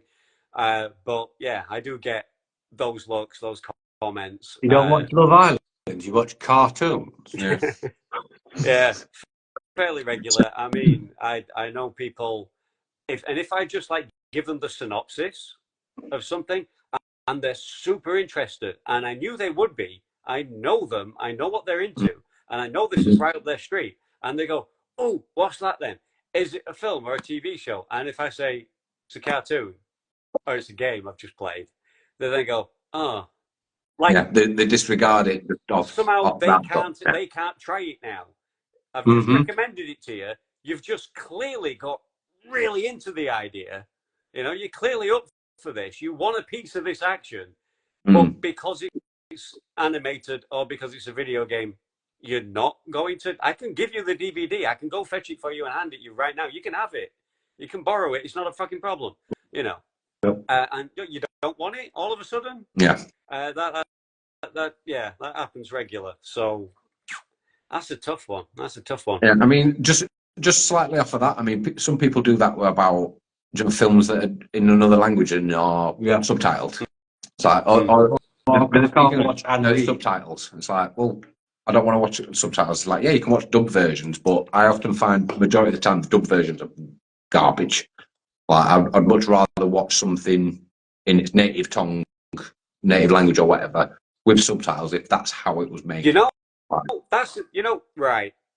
Putting these three things together, I have bore witness to absolutely phenomenal, fantastic acting performances, voice acting performances in animation, in anime, and in video games. So it really annoys me when you decide to dub a movie or a TV show, why you seem to either use some kind of text-to-speech software or like hire. Do they make a point of finding the worst actors possible, or they surely just go for the cheapest? Pay them so little that the amount of prep work and research and actually watching the movie, knowing what the emotion they're supposed to be representing is, that they just can't be asked. Yeah. It's like, yeah, for a tenner, this is what you get, pal, right? You know, because it's not that it could be done. So yeah, Ian, I would watch it. It's not the snobby like, oh no, you've got to watch it in the original language. It's not for that. No. It's because then I get the emotion comes over, all the the tone. Exactly that. If he's angry, if he's sad, the anxiety. Whereas in dubbing, you've got the facial expression, and the guy looks fucking devastated. But what he says is like, "Oh my god, very flat, and they killed Kenny." Yeah, like, okay. It's and it's our mum was watching Godzilla -1 a couple of weeks ago, but she was watching it in an English dubbed version. And when I went in and sort of when I went in and witnessed part of it, I was just kind of looking at it and just thinking like, no, just because it lacks that connection between what you're looking at and what the voice is doing. It doesn't marry up. And I wasn't even aware that they'd done that. I thought they just stuck with subtitles. Yeah. Okay. It's I mean, I will never be watching it, but I might watch 5 or 10 minutes just to see. But no way. Our nephew's a huge Godzilla fan. Far beyond me and Stuart combined. He's 11 years old, 12 years old now. And he sort of forced our mum to sort of endure so many Godzilla films. What a great era. What a great time to be 11 or 12-year-old and be a Godzilla fan right now. Couldn't have picked a better time. He he can tell you like all the films that came out, what year they came out. He knows Godzilla like no one I've ever met before. He'd give you a run for your money, man. That's he really beautiful. would. That's a beautiful, beautiful thing. Yeah, he's been raised right, is what I'd say. I hate to be wishy-washy on this, but either you both get a point or nobody gets a point. How do you want to do this? Neither one gets a point. Tiebreaker question. Sorry, yeah. Okay, I'm just going to make a little note. Yeah. No score draw. Okay.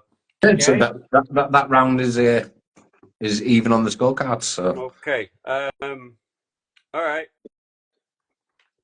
Well, since we mentioned video games, let's go with another thinking on your feet video game related question. Okay. Pitch me, sell me. Who is or what is the most iconic video game character? I'm thinking Mario, Sonic, Master Chief, Lara Croft, something like that.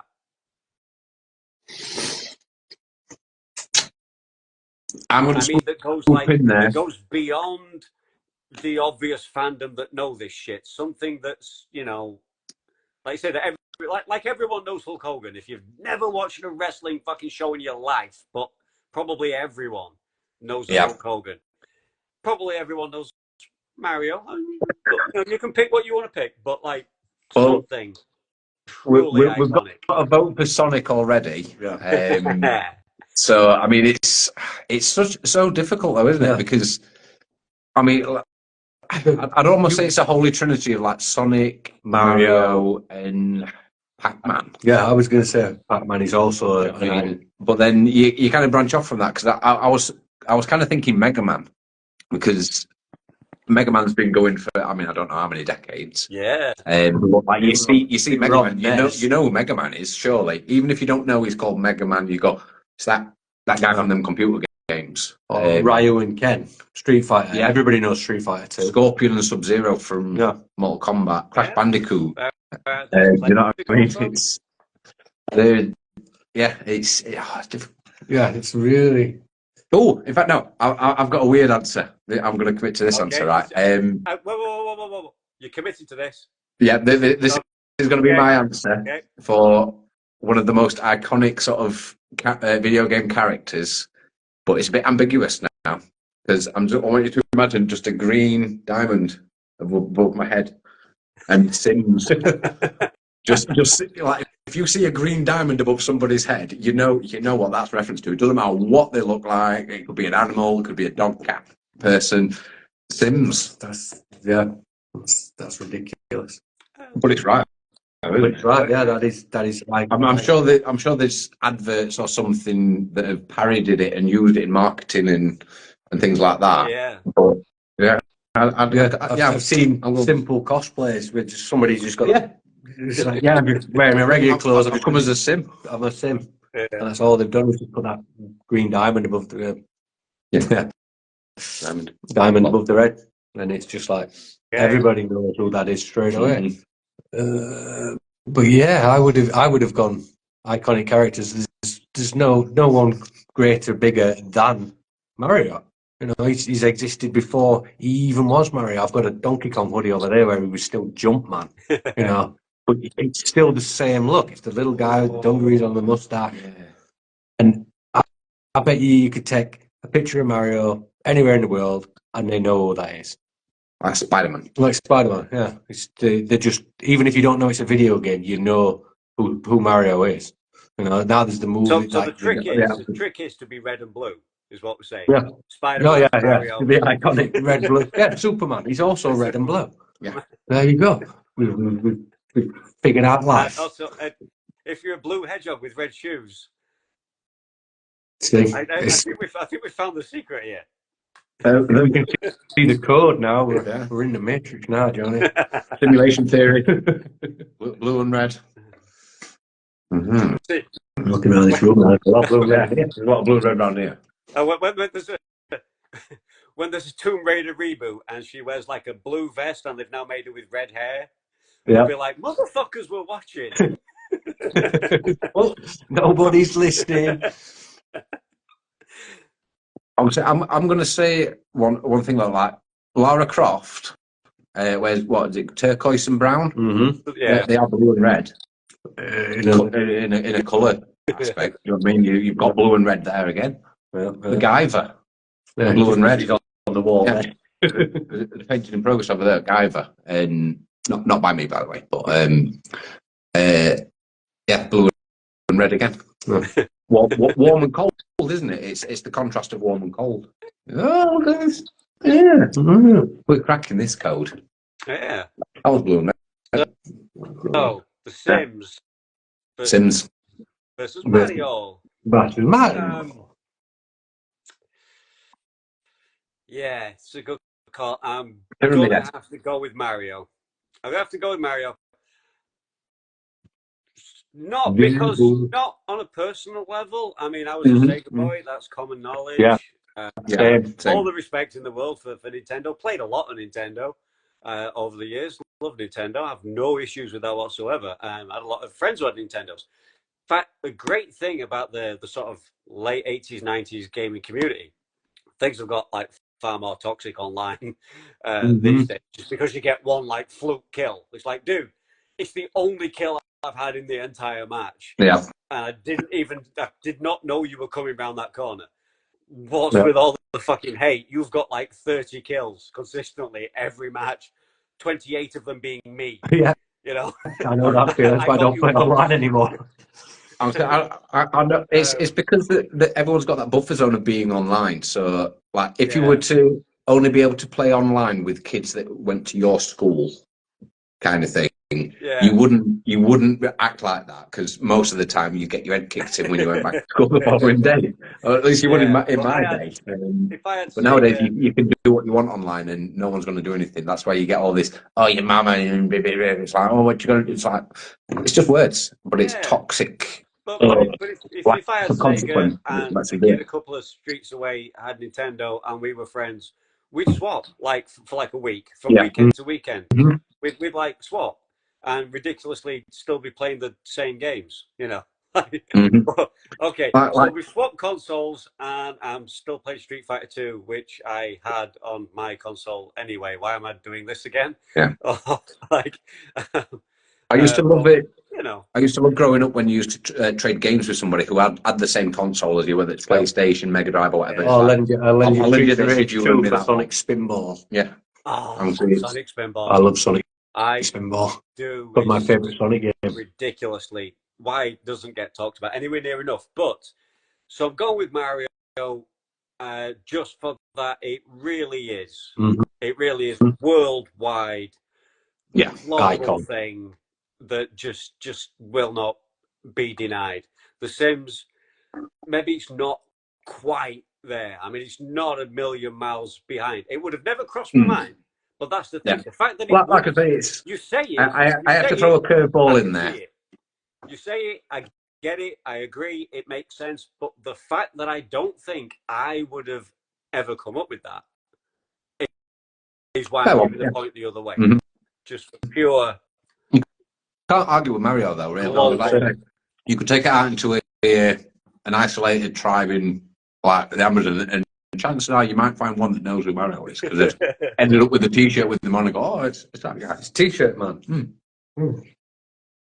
Okay, right. Here's another thinker. I'll try and phrase this as succinctly as I can to make it work.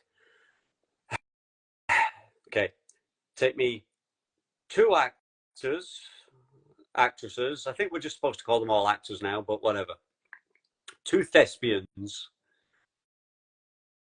in their iconic roles and swap them. Not for fun, but swap them, and it would be better that way. Convince me that this guy should have been that character, and that guy should have actually been his character. Ooh, that's a good question. Oh man, that's a real good question. Okay. Jazz and Shazbot. Could be anything. TV show, movies, comedy, type of, you know. But a pretty well-known character, well, two pretty well-known characters, swap the actors, and as good as they already are, but swap the actors and make it better. Okay. Or at least, you know, try and give me a case. It may not be better, it may be about the same because they're both great, but, you know, for the sake of the show, give me a pitch Can at least why that guy would also be good at it. Can I have some time displacement technology that allows me to take films and blend sort of cross times up? Okay. Yeah, let's pure fantasy this shit. Like, yeah, this is really difficult. I'm going to be honest. So I'm kind of clutching and struggling with this one, but I'm going to go with. Ooh, I've got one. Yeah. Right, Pat Warburton. From when he played, is it Kronk in Emperor's New Groove? Okay. And I'm going to swap him with Arnold Schwarzenegger in Junior. So Patrick Warburton's pregnant. Yeah, Patrick Warburton's pregnant with Danny DeVito, and Arnold Schwarzenegger is playing Kronk. Everything's better with Arnold Schwarzenegger. So don't we weren't using that card. No, I'm not using that card, but it's just a fact. And then you got Patrick Warburton over there. But to be fair, Stuart's got a point. We kind of did say we can't call Arnold Schwarzenegger into question because that just wins. That just wins. If Arnold Schwarzenegger's not right, then the question's wrong. So yeah, we did agree that. Okay. Different one then. I'm trying to remember that. What was that Sly Stallone film? Where it was like, was he a babysitter or no? It was a. It was a traveling arm wrestling dad. Over the top. That's the one. Yeah, over the top with Patrick Warburton. Well, I'm going to stick with Emperor's New Groove, but I'm going to stick over the top in place of. So Sly Stallone as Kronk, and then Patrick Warburton as a dad going arm wrestling. Hey, I'm clutching at straws, so random things. It's difficult. Time displacing. Zac Efron in Footloose and Kevin Bacon as the serial killer. Oh, Bundy, yes. Bundy, yes. Just because Kevin Bacon is terrifying and plays serial killers and creepy guys, but also he's very charming in everything he can do. He doesn't look like Bundy, granted, but he's an actor. He'll make you believe he looks like Bundy. It was all I could think of, and then obviously Zac Efron. Hard question that. He can dance, so you know I totally see Zac Efron in 80s Footloose playing Ren McCormick. Yeah. That's a really difficult question. See, this is why we didn't go with like the standard sort of quiz format. You know, that you guys hit me with this stuff, and you're not like happy with it, but you've hit me with this stuff with like 30 seconds or so thinking about it.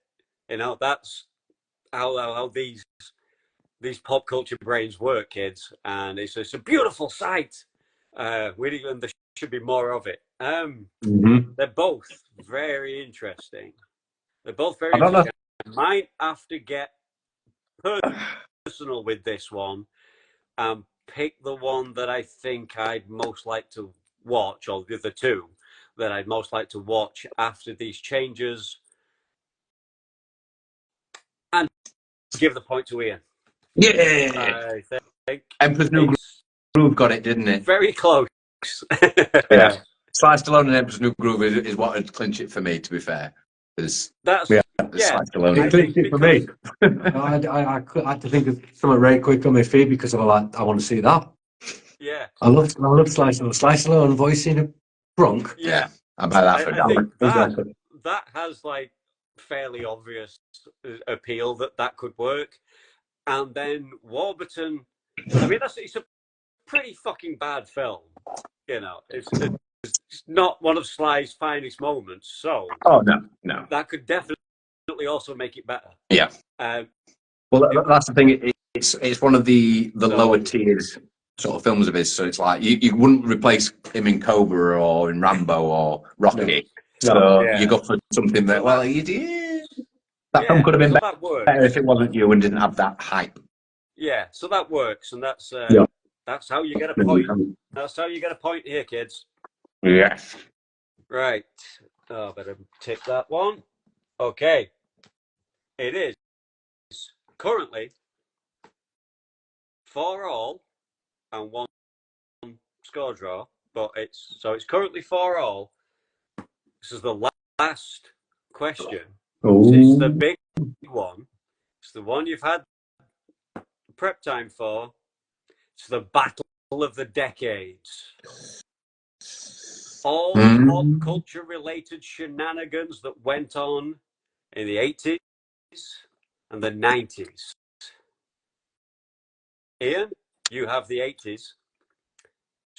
Stu, see what I've done? I've given the younger brother the older, just to try and make things more interesting. We did question that. We weren't sure if you realised who was the eldest. Yeah. So, Ian, sell me on why the 80s was the best decade. Stu, sell me on the 90s. Well, I'm going to start off with the music of the 80s. A good start. I just think that you had such a wide variety of choices of music, and as shallow as this sounds, there were ugly people making good music out there that were famous.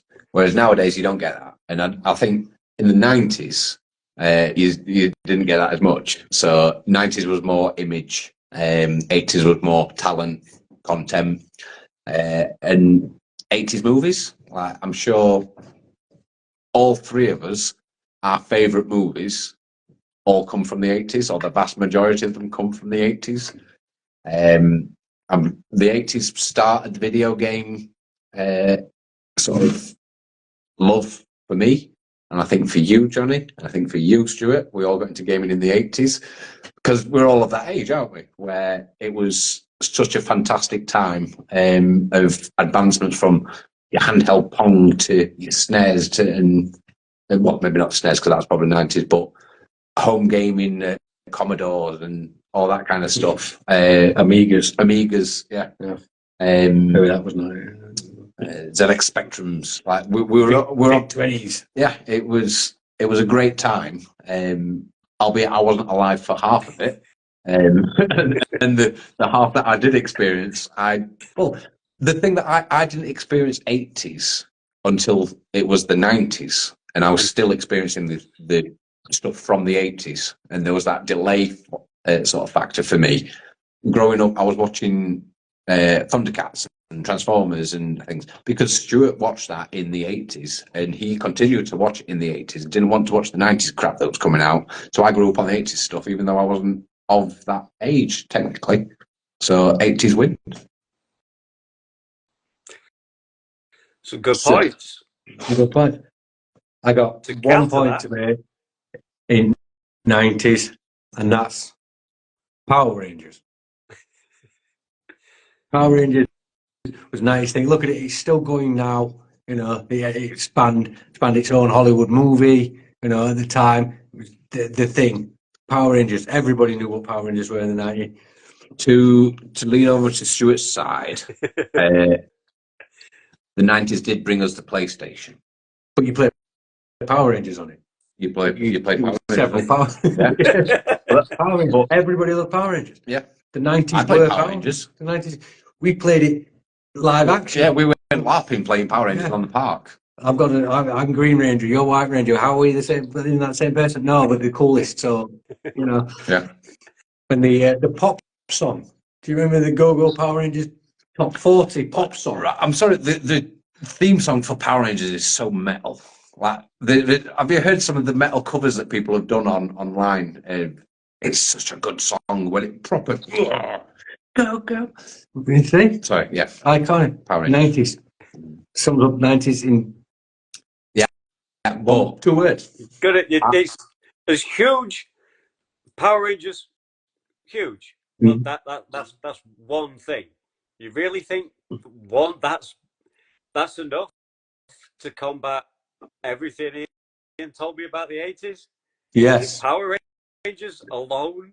Well, the PlayStation. Can The PlayStation. Yeah, I think. To be fair, having been I'm going to dismantle Stu's argument before he gets a chance. The 90s had its moments. Like I said, some good films. I think Jurassic Park. Actually, yeah, no. It wasn't bad. The 90s actually isn't that great. Independence Day was 90s, I think. Terminator 2 was all right. Yeah, it's the best sequel to the best Terminator film. Like I said the other day, yeah. I remember I think I'd just gone to. But I'm going to counter Terminator 2 straight away with Aliens, came from the 80s. So the sequels. I win. Oh, we're playing that game. Yeah. You told me the rules to start with. If we're playing, you win. Well, I got given the 80s, so we knew I win. Yeah. Yeah. As much as you want to argue the 90s is better than the 80s, we all know it's not. Ninja Turtles movie. There you go. Ninja Turtles. That was 90s. The first and only decent Ninja Turtles movie. Yeah, I liked the second one. I grew up with that era. I liked the third one. First one. Like a lot of people rag on the third Turtles film. It's not by no means the strongest, but I liked it. I actually watched all three back to back a couple of weekends ago. And I think probably it's the first time I've ever actually done that. Just watch them, just marathon watch. I mean, they're not on that long, but just watch all three in one evening. And yeah, I was like, 2 and 3. Look, going back now, like even with everything that's happened since and all the special effects we've got and everything else, and that, I was like, they're way better than I thought they were. I mean, they're not great, and the first one is still better. It's still I wish there was just a little bit more grown up, a little bit more. But the first one was very dark and wet, wasn't it? It was serious. It was slick and it was very film noir. Really, when you look at it, it was. But like what is it like? Secret of the Ooze. What's the third one called? It was just Turtles 3, Turtles in Time. It might not even be Turtles in Time. Yeah, Turtles in Time is a video. Yeah, the whole the Turtles 3. Yeah, the whole like Shogun, your samurai thing and all that. It's like super fun. How do you not? It makes perfect sense to have that though, doesn't it? Damn it, I'm winning for the 90s now. What am I doing? But yeah, I mean, it's the Turtles movies were great. Well, see, this is the thing. Again, the Turtles created and released as a comic book in the 80s. Sure. But of course, I've just seen it. Ninja Turtles as a craze, as a truly pop culture phenomenon, that was the 90s that made that happen. Yep. So, as Emma's just pointed out, Pokemon was 98, so that was a worldwide phenomenon. Yeah, I mean, but look at Pokemon now. Yeah, like what that came from. You know what I mean? It's phenomenon, isn't it? There's not. I'd say there's quite a few, but Pokemon was definitely a phenomenon. Everyone loved Pokemon. Name someone that can't. You may not know the name of the Pokemon, but you know if you're looking at a Pokemon or not. So yeah. I love red and blue. No, it was Pokemon Yellow. Pokemon Yellow for me. Just having Pikachu following you around was Pokemon Stadium on N64 with transfer pack. You could play Game Boy version on, and then transport them into the arena. Yeah. Your own Pokemon. And if you renamed your Pokemon, it changed the colour slightly. Yeah. Yeah. Pokemon Stadium on the N64, a game that I've seen now doing the rounds for in the realms of like £200-300. I've still got a copy of it. And 2 transfer packs. I mean, I don't know how common that is, but I've seen it a few times at those in those realms, which is crazy. Yeah. Crazy. Still got an N64 upstairs in a box. Nice and secure. I might have to dig that out and have another blast in it. So okay. So one last time. Give me a pitch. One more time. Give me like a solid minute on the 80s. 3, Right. 2, minute on the clock then. Go. Right. So the 80s has some iconic music icons that came from the 80s in a number of genres. To name a couple quick few. Name some Madonna, names. Name some names. Madonna, Motley Crue. Say again. Yeah. Name the names. Oh, Give yeah. me the detail. So Metallica, Motley Crue, Madonna, Phil Collins, Arnold Schwarzenegger movies. Do you know what I mean? I can't quote Arnold Schwarzenegger. That's not fair. Just movies in general. Aliens, American Werewolf in London, Evil Dead, the birth of video gaming as a genuine sort of hobby and market to make mass amounts of money on.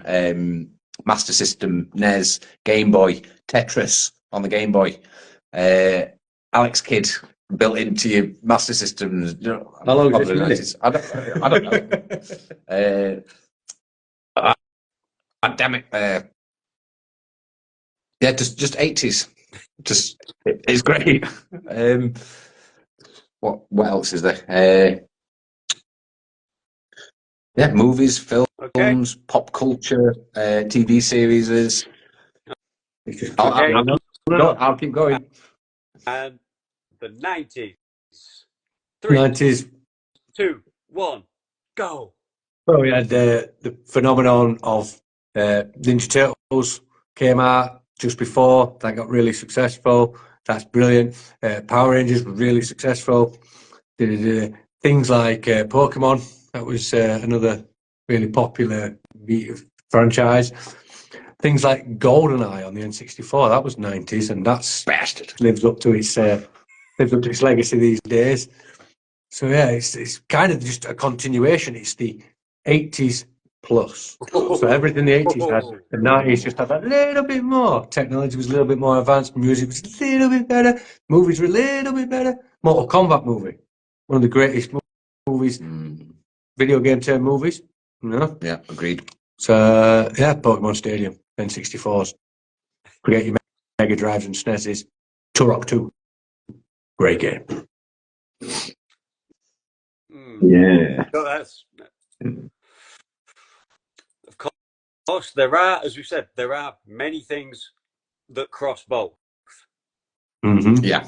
That cross both because they were that good that they were still good and still better than other things that were new things that were coming out in the 90s. Some of that 80s shit was still on top, was still better. You know, Michael Jackson and Madonna were still good, very good in the 90s. You know, as you say, Nintendo, Sega were still ruling the roost for a while. Everything was on the increase, wasn't it? Like I say, it's Simpsons. Yeah, Simpsons was 90s as well.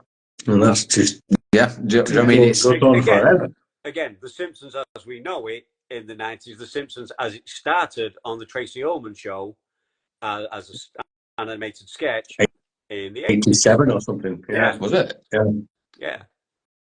I realised it was that old. Oh, yeah. It's like the longest running sitcom ever. That's going to be like, what, 37 years? Give or take, yeah. Jesus. Wowzers. Yeah. Yeah. It's impressive when you think about it. Yeah. Granted, picking two back-to-back decades, there's some bleed through, there's some crossover. Yeah. You can both rightly lay claim to. So for me, I've got to think now, now, do I go with the 80s because that was where this thing originated, or do I go for the 90s because that was maybe where this thing peaked, was at its best? It's a tough one. It really is. It really is a tough one. See, this is where it's down to you guys to sell it to me so I can pick. Well, I'm gonna go on the attack now, and I'm gonna say why you shouldn't pick the 90s. Go for it. Let's do that. Let's get dirty. As good as the 80s was, you've got a continuation, like we said, of many things getting much, much better and advancing with special effects. You got some bad things that followed. Bad sequels. Ditch the 90s for me. Just bad sequels and just things that should have been left alone, and they just carried on and kept.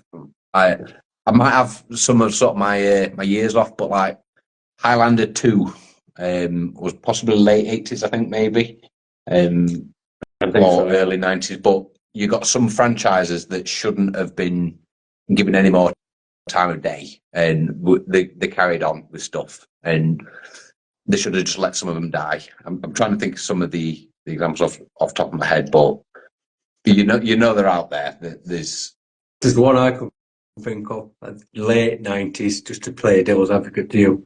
American Werewolf in Paris. There you go. That's exactly the kind of thing I'm talking about. Should have never been made. Yeah. You could argue some of the Aliens franchise. I mean, a lot of people like. I mean, it might be even. No, it was late 90s, wasn't it? Alien Resurrection. Yeah. Sorry, I'm at that age now where it kind of it all just blurs, and it's like, what was that? It wasn't the 80s, so I don't know what decade it was. But yeah, there's some stuff that they carried on and like cashed in on a lot of things from the 80s. The Super Mario Brothers movie. Do you know what I mean? It's no.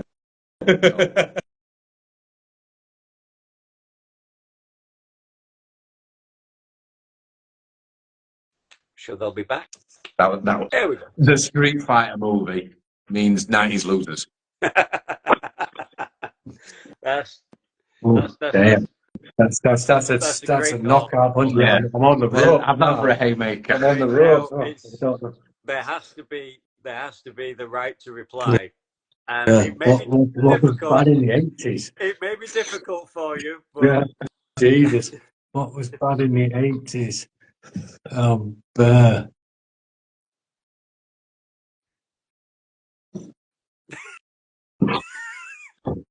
What was the Cold War, the 80s? That's pretty bad.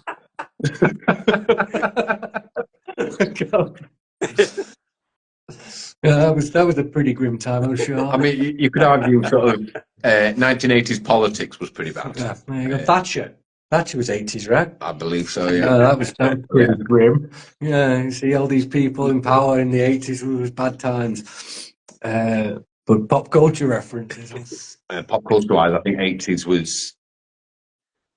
Maybe we're looking back on it with nostalgia as well, and unable to haircuts. Haircuts, yeah. Bad hair in the 80s and shoulder pads. Bad shoulder pads in the 80s. Yeah.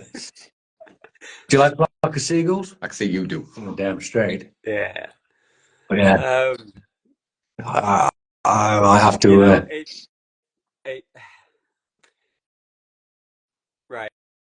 It was kind of a tough one. It was kind of a tough one. There is some bleed through, some crossover. I should have possibly picked decades apart, but I wanted to definitely pick decades that we'd have some reference of. You know, and I do think I've said this before, I do feel like the 90s are somewhat underrated, because I do think when it was bad, it was like so fucking shit in your mouth bad. But that's obviously what stinks, what smells, what lingers. Later. But then when you start thinking like techno, like Tool Unlimited and things like that. The Shaman. You know, and you go like, yes, please. If you were into like the grunge movement, if that was a thing for you, if Soundgarden, Nirvana, again, bands that perhaps Nirvana definitely for me. Did start in the 80s, but that they got huge. Mm-hmm. A lot of people don't even realize that they were like originally like 80s, but their first albums probably came out like Bleach is like 1989, so that like Nirvana sneaks in there as an 80s band. REM, a lot of people don't necessarily think of as an 80s band, but they very, very much are. They are that fucking old. They are very much an 80s band. They were throwing albums out in like the early mid 80s. The Offspring. But they are the huge, you know, the 90s. Once they got to like Automatic for the People, Everybody Hurts and Night Swimming and that kind of stuff, you know, that was all that was to listen to. You could have, we had the Mortal Kombat movie, that Mortal Kombat soundtrack, Mortal Kombat in general, the game, you know, when it was good. You know, I mean, the more you think about it, really good and very diverse. You had like the grunge thing, which was essentially punk under a different name, but you also had like the earlier rise of nu metal, as I think it got coined in maybe the early 2000s. But in like the 90s, the late 90s, the sort of grandfathers of that kind of stuff, the Faith No More, again, kind of an 80s band, but through the 90s when they really came into their own and no one else was doing that, closely followed by Korn and some others, Anthrax, Biohazard, kind of mixing and matching some kind of like rap and elements, Ice-T making Body Count, even then Cypress Hill. There's some the great hip hop and rap from the 80s. You've got the Public Enemy, the NWA, the Wu-Tang Clan, which some managed to cross into the 90s, some didn't. But then in the 90s, you got Tupac and you got, you know, Snoop and Dre continued from being youths into being like still quality artists. That's it, isn't it? It's you got some of them that the career started decade before, but they didn't reach the recognition until the 90s. Like I was saying, the Offspring are a good example of them. They're an 80s punk band, but it was the 90s where they made it. Yeah. It was, I mean, the 90s had X-Files, the 90s had The Sopranos. The 90s had Braveheart and films like that as well. Austin Powers was a 90s movie. God, they are that old. Yeah, that's what I mean. It's like the more I think about the 90s, there was actually some turning points in sort of comedy and Ventura, Jim Carrey, owes his career. Best American Pie, was that? That's got to be. I think Best American Pie was 99 or 98 or something. Yeah, I mean, the Matrix is Scream, 99. Scream was another one. Sixth Sense. The more you think about it, the 90s had some great stuff. Whether you like it or not, the Phantom Menace. Yeah. I like Phantom Menace. I like it. For all those wilderness years, the hype of holy shit, we've got more Star Wars. Like you said, nobody thinks that. I had a Darth Maul poster when I worked at Bubbling. Darth Maul was absolutely badass. I mean, even before I'd seen the movie, that presence. It was when you were working in Skegness, wasn't it? When I worked in Skegness. Yeah. And 90s people, they have that.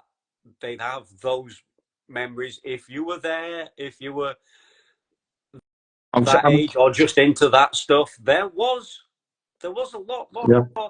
Of course, there was the Spice Girls, but even the Spice Girls, just as it worked. It was still a huge thing. You might not like it. I'm not an overly big fan of all pop music. I've got guilty pleasures. Don't get me wrong. I listen to all kinds of music, but I'm going to argue against the 80s now because a little bit biased. I mean, I grew up in the 90s, and the 90s following the 80s by definition means you can enjoy everything from the 80s and the 90s, whereas in the 80s you only had the 80s and 70s and stuff before it. So the fact that you've got access to it means, well, you're only getting better, really, because the current lifestyle and situations and everything are different, but you've still got all the pop culture from the 80s to look back on and go, no, I'll just watch that film again. Whereas in the 90s, you had to wait for all of that. So maybe it's consideration for the 90s actually being better than the 80s because of that reason. When you stop and think about it, well, I enjoyed the 80s stuff in the 90s. So you've got to think about it that way, though, haven't you? It's like it's all well and good to say, "Oh, 80s are better because this happened and this happened." It's, yeah, but I didn't experience it then. I only know of 80s music from listening to it in the 90s and watching the films. So yeah, that's it. So what you're saying is 90s win? 90s win, but I win for winning it for the 90s. But it's interesting. Like, the more you delve into it, it does make sense, doesn't it? When you look at all the iconic stuff that happened in the 90s, but it already happened in the 80s. Yeah. I wasn't alive in the 80s to sort of define how it changed because I wasn't there for the change. Like it already happened.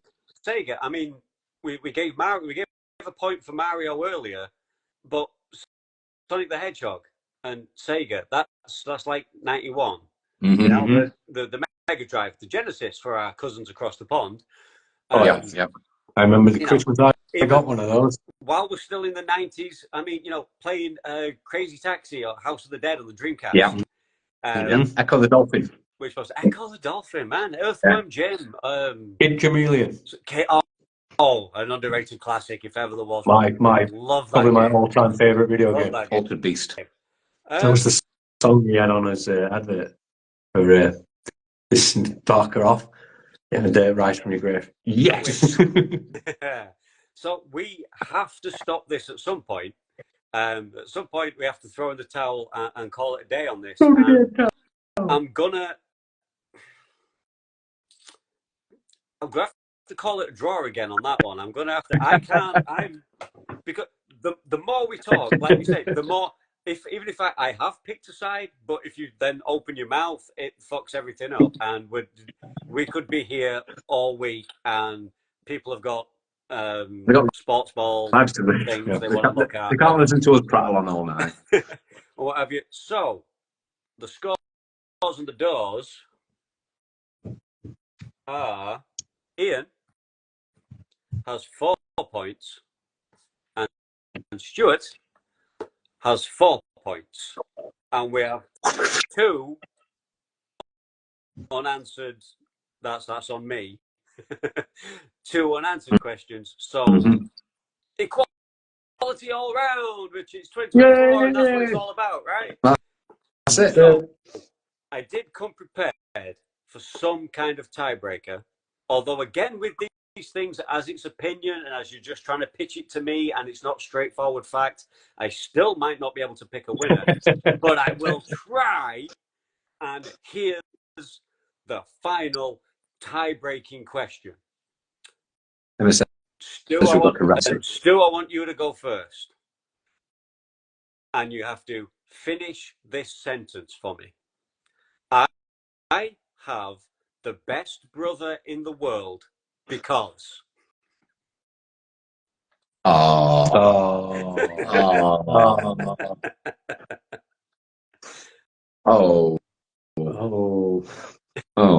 Okay. Because he's thoughtful, he's caring, he's very creative. This is one of his in the background. You see, he's so handsome. Look at his little face. This is horrible. No, he's a genuinely good guy. Number 1 guy to have blocking for you. I know that should the apocalypse come, I know no zombies getting near me while I've got this weirdo nearby. He's fully prepped for such apocalypses. You know, he's thinking ahead. He's just a great. He's just a nice man. Such a thoroughly nice. And he's always got gaffer tape. Yeah. Gaffer tape and tie wraps. And yeah, I've liked him. Best thing to come out of the 80s. Hey. Okay. Now, with the weight of all that love on your shoulders, I've got the perfect. I'm going to win this point now. I'm going to watch how I win this point. I have the best brother in the world because I have the best brother in the world because he's my older brother. So therefore, the person that I am now has been shaped and molded by him being there all my life. Having positive male role models in your life is something that a lot of people need. I had an older brother who's always been there, and he's my best friend as well as my brother. So I wouldn't be who I am now if it wasn't for that guy right there. So don't blame me. I have the best brother in the world because he helped make me.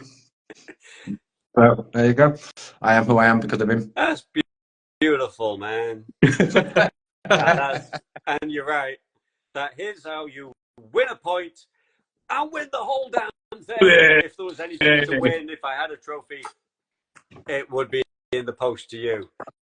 Although, Stu, you can take solace in he basically did only win this because of you, as he's just admitted. Exactly. He only had the ability to do this, to answer the questions, and he could not have given that specific final answer, obviously, without you. So it's still a draw, really. It's because we're a tag team. We are a tag team. Best brother tag team in the world. A lot of people always laugh at it, not laugh at us, but when we say like, oh yeah, it's I hang around with my brother and best friends with my brother and all that kind of stuff. It's like people say, oh no, I hate my brother. I've not spoken to my brother for decades. It's like, how? What? You guys are daft because the joy of having a sister who then we had to make a united front against the tyranny of the sister. So we became a coalition. I was going to say a coalition. Yeah. Well, kids, this has been the Pop Culture Punch Up here at Snicked with the Parker Brothers. Always a pleasure, always super fun. Good to be seeing plenty more of these guys. If you haven't seen enough, and you haven't seen enough, you want to see more. You want more of this. This is good content, right? You don't get this on fucking Joe Rogan, right? You go through his entire back catalogue, there'll be nothing like this.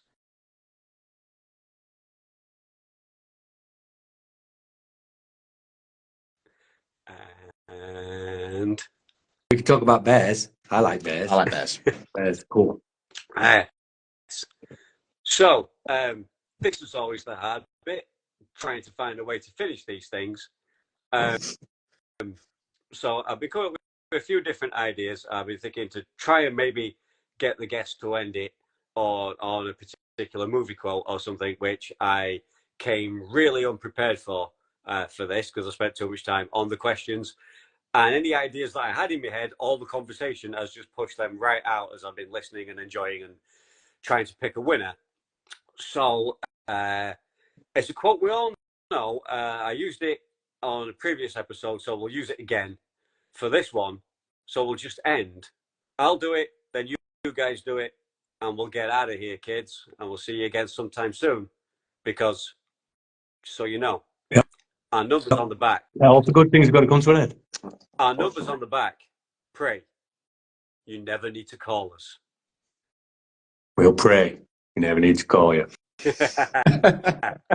Cheers, guys. Good night, Mr. Phoenix.